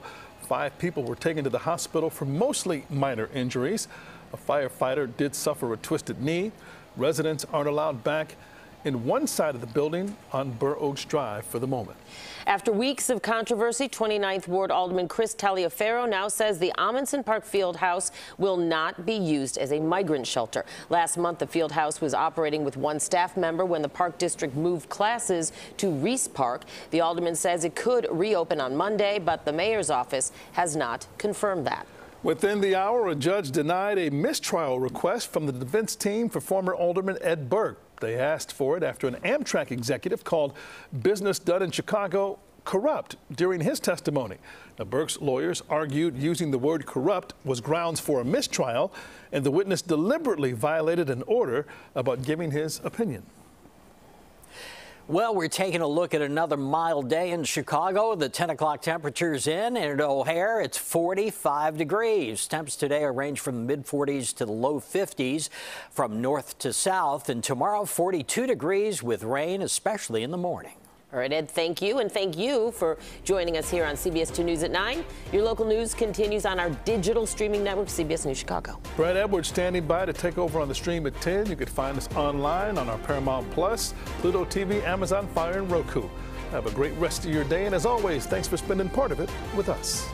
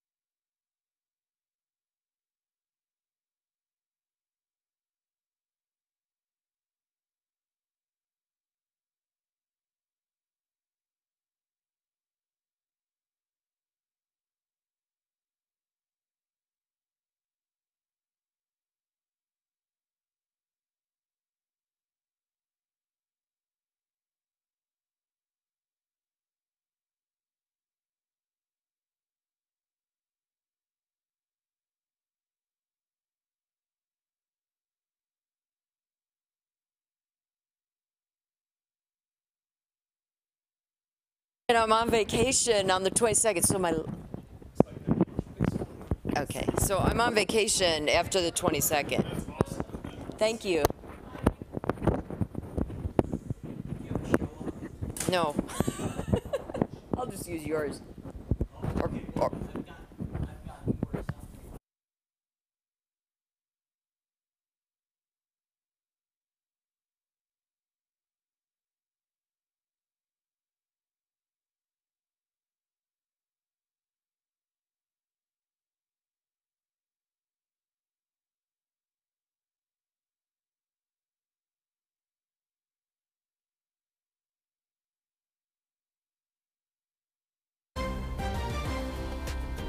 This is CBS 2 News. Lawyers for former Alderman Ed Burke argued there should be a mistrial because of one word used during testimony in his corruption trial. We have the judge's decision that just came down. And investigators looking at the damage left behind after a fire rips through an apartment building in the western burbs. Armugo Odigwe is on the scene with the daring escapes from the flames. And looking to get into holiday spirit, Marissa Perlman is in the spirit. Wait till you check out this pop-up in Fulton Market. Good Thursday to you, November 30th, 2023. I'm Brad Edwards. Thank you for streaming with us here on CBS News Chicago. We begin with breaking news in the corruption trial of former Alderman Ed Burke. In the last hour, the judge denied Burke's lawyers' request for a mistrial. They asked for it after an Amtrak executive called business in Chicago, quote, corrupt, while giving testimony. Burke's lawyers say using the word corrupt was grounds for a mistrial, and the witness deliberately violated an order about giving his opinion. We spoke to our legal expert, Irv Miller, for insight on this decision. I'm not surprised by the judge's decision at all because mistrial motions are rarely granted. It's an extreme circumstance where a judge will find that the defendant's rights were so violated and were so prejudicial that the trial couldn't continue. So I'm not surprised at all about her ruling. Our Chris Ty is in the courtroom right now following the trial. We'll have more on our news starting at 4. And in the meantime, follow him on Twitter for all the updates. Live look now at Amundsen Park, where an alderman tells us there's a plan to bring back staff to that field house and reopen it for programs. 29th Ward Alderman Chris Taliaferro sent out a statement last night. Community members are now gathering here as they react to the news. It comes after a long back and forth over whether the site would be used as a migrant shelter. Our Darius Johnson has a look back at what led up to this decision. Yeah, this decision came down late last night. This morning, many residents in that neighborhood possibly breathing a sigh of relief after fighting for months to prevent this field house from becoming a migrant shelter.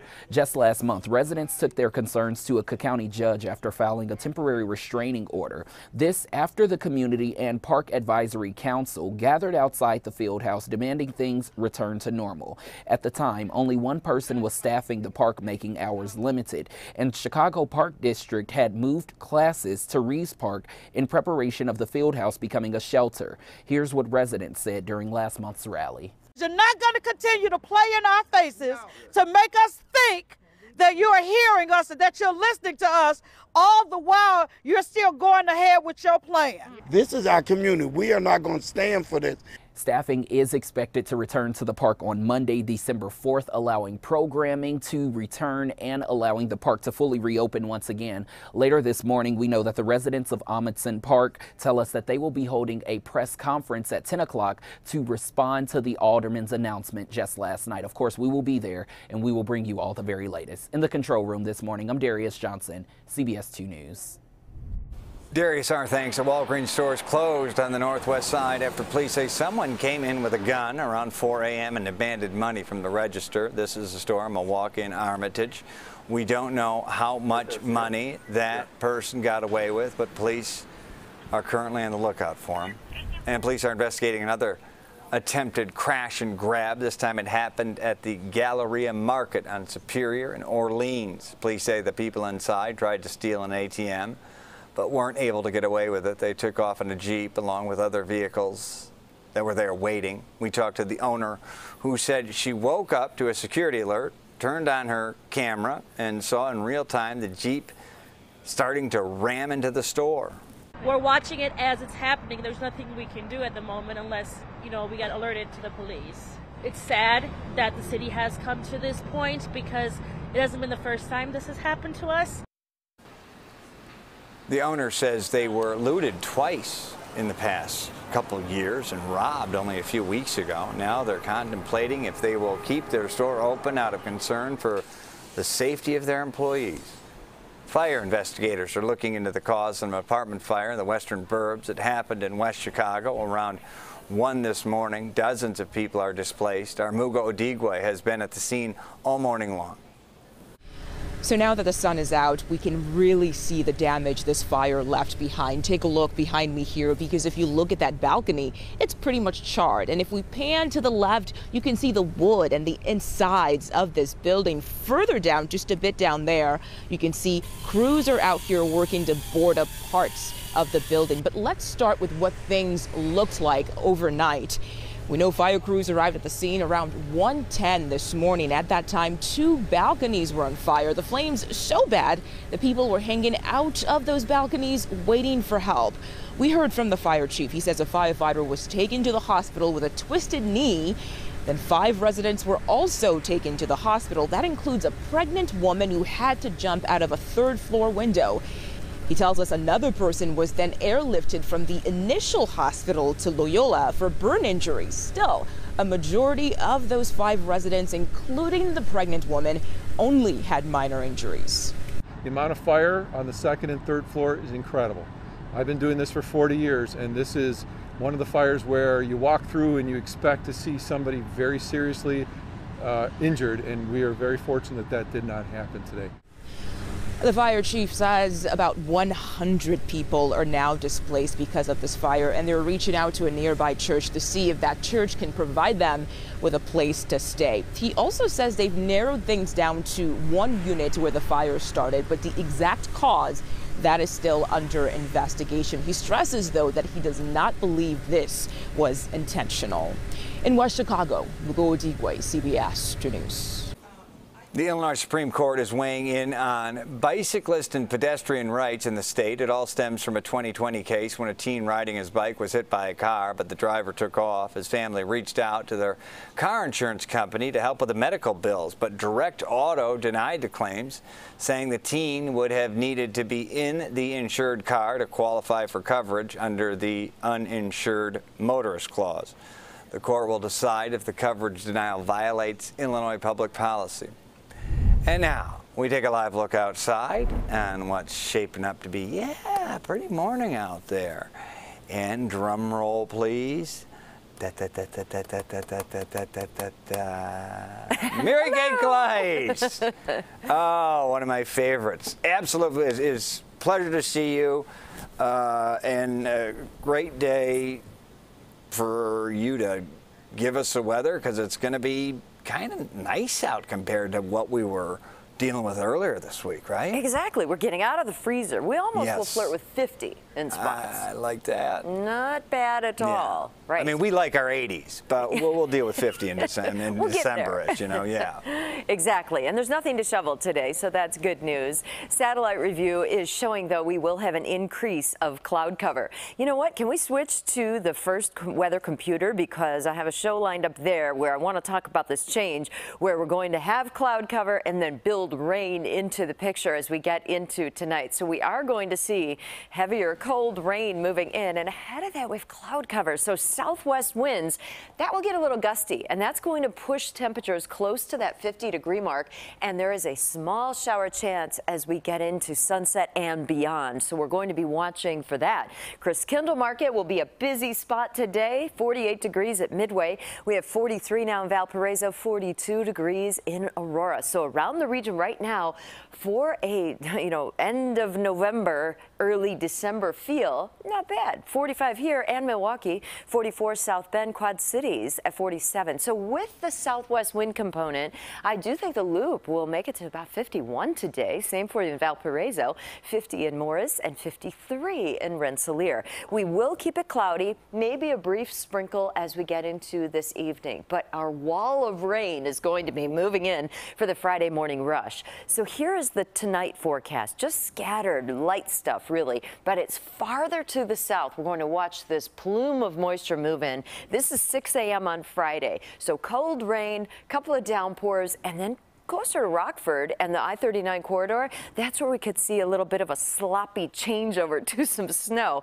So Friday is going to be a raw day with a wind off the lake, and we are going to have that chance for that precipitation. So high temperatures today. This is our mild one, 46 to 50 for the high. Cold rain arrives, but over the weekend, Brad, we'll have temperatures slightly above average.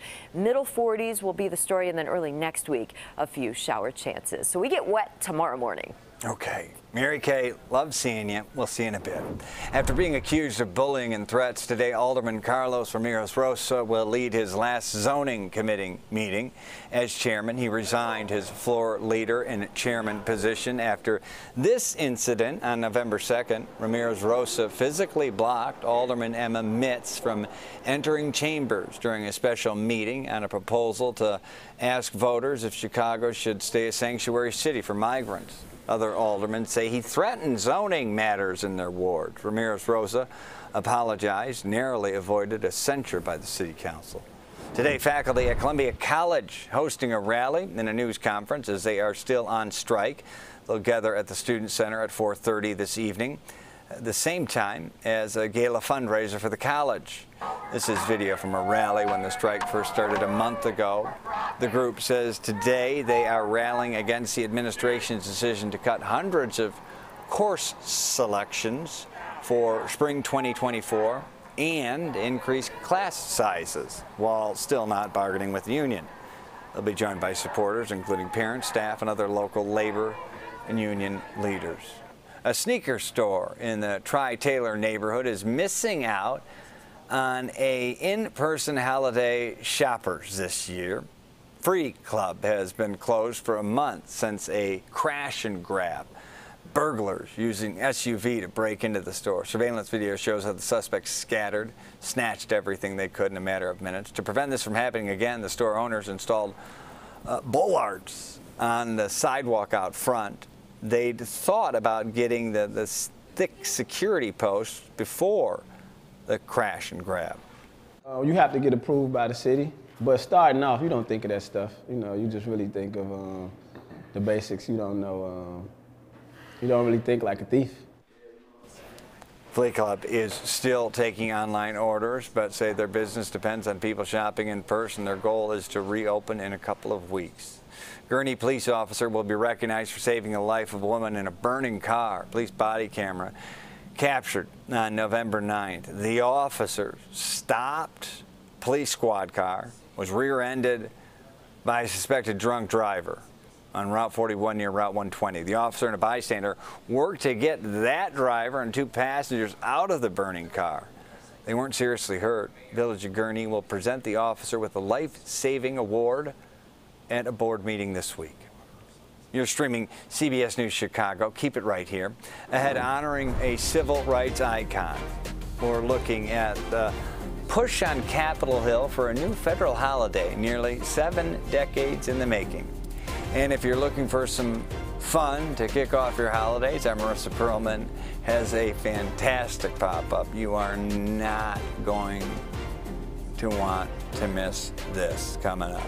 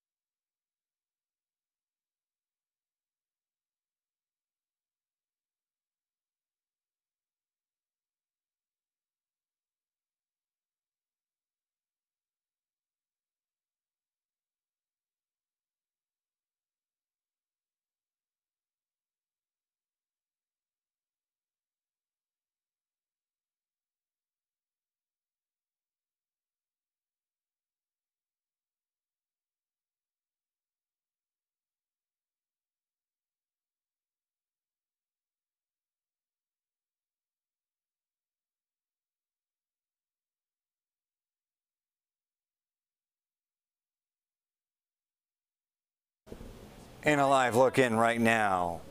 Speakers speaking after they have retaken Amundsen Park. That, of course, was going to potentially house migrants till the communities stood up and said too many other important events happen here. We want Amundsen to stay untouched. And they won that battle. This news conference being held by Alderman Chris Taliaferro. Just going by one speaker now, awaiting another speaker to come up. Let's take a listen in. Not want to not thank you. We thank you because you all help us to get our message out, and we want you to know that we appreciate you. Thank you. My name is Jennifer Glover, Glover, first name Jennifer. I want to thank the media for coming out because we are very glad that you supported us and gave us airtime. And we really appreciate it because we couldn't have done it without you neither. And thank you very much, every channel. Thank you. All right, community members, they're celebrating as Amundsen Park will now not house migrants, and all the community events that are held there, important ones. Workers are coming back. It's expected to reopen on Monday. This, of course, coordinated by, in a hard-fought battle won by Alderman Chris Taliaferro there. In the last hour, we received reports from the Israeli military that 2 more Israeli hostages have been released from Hamas captivity in the Gaza Strip. This comes as Israel and Hamas struck a deal to continue a temporary pause in fighting as these hostage exchanges continue. Our Chanel Call joins us now with what we know about that new deal. The temporary ceasefire between Israel and Hamas has stretched into a 7th day as Secretary of State Antony Blinken returned to the region for a 4th time since the war began. We have been focused relentlessly on trying to secure the release of hostages. Yesterday, Hamas handed off a 6th group of hostages. Among them was one Israeli-American woman, 49-year-old Liat Benin. I talked with her mother and father. They're very appreciative, and things are moving well. She'll soon be home with her 3 children. Benin's husband remains in captivity. On Capitol Hill yesterday, the relatives of hostages urged the U.S. government to do more to bring their loved ones home. Time is ticking, and it's not in our favor. Hamas tells CBS News it is willing to provide evidence for new claims that hostages Shiri Babas and her 10-month-old and 4-year-old sons were killed by an Israeli airstrike in Gaza. Israeli Defense Forces say they are now investigating. In the West Bank, crowds gathered to greet a group of 30 Palestinian prisoners released from Israeli prisons yesterday. Israeli officials now say at least 3 people were killed and several others injured when 2 gunmen opened fire near a bus stop in Jerusalem this morning. The shooting suspects were reportedly neutralized at the scene. Chanel Call, CBS News, New York. Our thanks to Sean Allen. Take a look at this footage from Acapulco. Journalists gathered in protest after 4 other journalists were attacked by gunfire about an hour inland the day before. 3 of them were injured in this protest. They spoke about the growing violence they are experiencing in their day-to-day work. Embattled Republican Congressman George Santos spoke this morning, refusing to resign a day ahead of an expulsion vote. Because if I leave, they win. If I leave, the bullies take place. This is bullying. The reality of it is it's all theater. It's theater for the cameras. It's theater for the microphones. It's theater for the American people at the expense of the American people because no real work's getting done.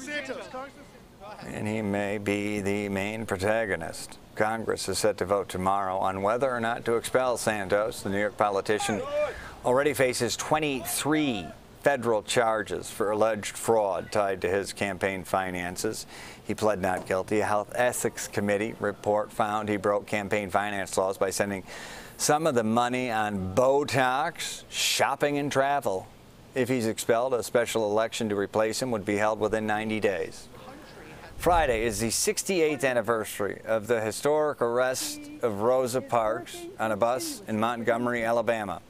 And the Congressional Black Caucus is pushing to make December 1st a federal holiday. Rosa Parks Day in honor of this civil rights activist. In 1955, Miss Parks' decision to not give up her seat to a white man sparked the 13-month Montgomery bus boycott. Schools will be able to get free COVID tests from the federal government starting next month. The Department of Health and Human Services will explain to the districts how to request them. Schools can then decide if they'll keep the tests on site or send them home with kids. The news comes as hospitalizations from COVID have been on the rise. Officials expect COVID cases to spike as winter comes. And talk about out of this world discovery. Astronomers have discovered a rare in-sync, not the boy band, in-sync solar system. It has 6 planets, untouched by outside forces since their birth billions of years ago. Unsure if these are actual sound effects, but it sounds like a very pleasant place. NASA says the planets orbit around a central star, like the sun, but is smaller and cooler than our sun. Scientists say the discovery could offer deep insight into planet formation and evolution.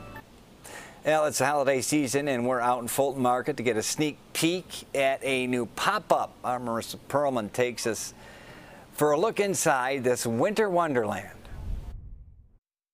It is certainly feeling like the holiday season here at the Jack Frost Christmas pop-up here in Fulton Market. The first time that it has moved here to the West Loop. You may remember it from years past in Goose Island, but now there are new looks, new vibes, and new activities to check out. I want to bring in now Beth. She is what we're calling the queen of the pop-up here in our Chicago area. Beth, thanks for being with us. Absolutely. So talk to us a little bit about what activities you can check out here. Oh, we have so many. So this year we have ice skating, axe throwing, winter bumper cars, fortune telling, and holiday shopping. Oh my gosh, and amazing lights to check out too, where you can come in and take some incredible pictures with your family. We were talking earlier, we think maybe 1 million lights or so? Yes, absolutely. We have a ton of lights, photo ops, everything you can imagine. Daytime fun, nighttime activities, cocktails. And of course, the highlight for your holiday shopping can end up here at the ugly sweater part of the market. Yes, vintage sweaters for sale.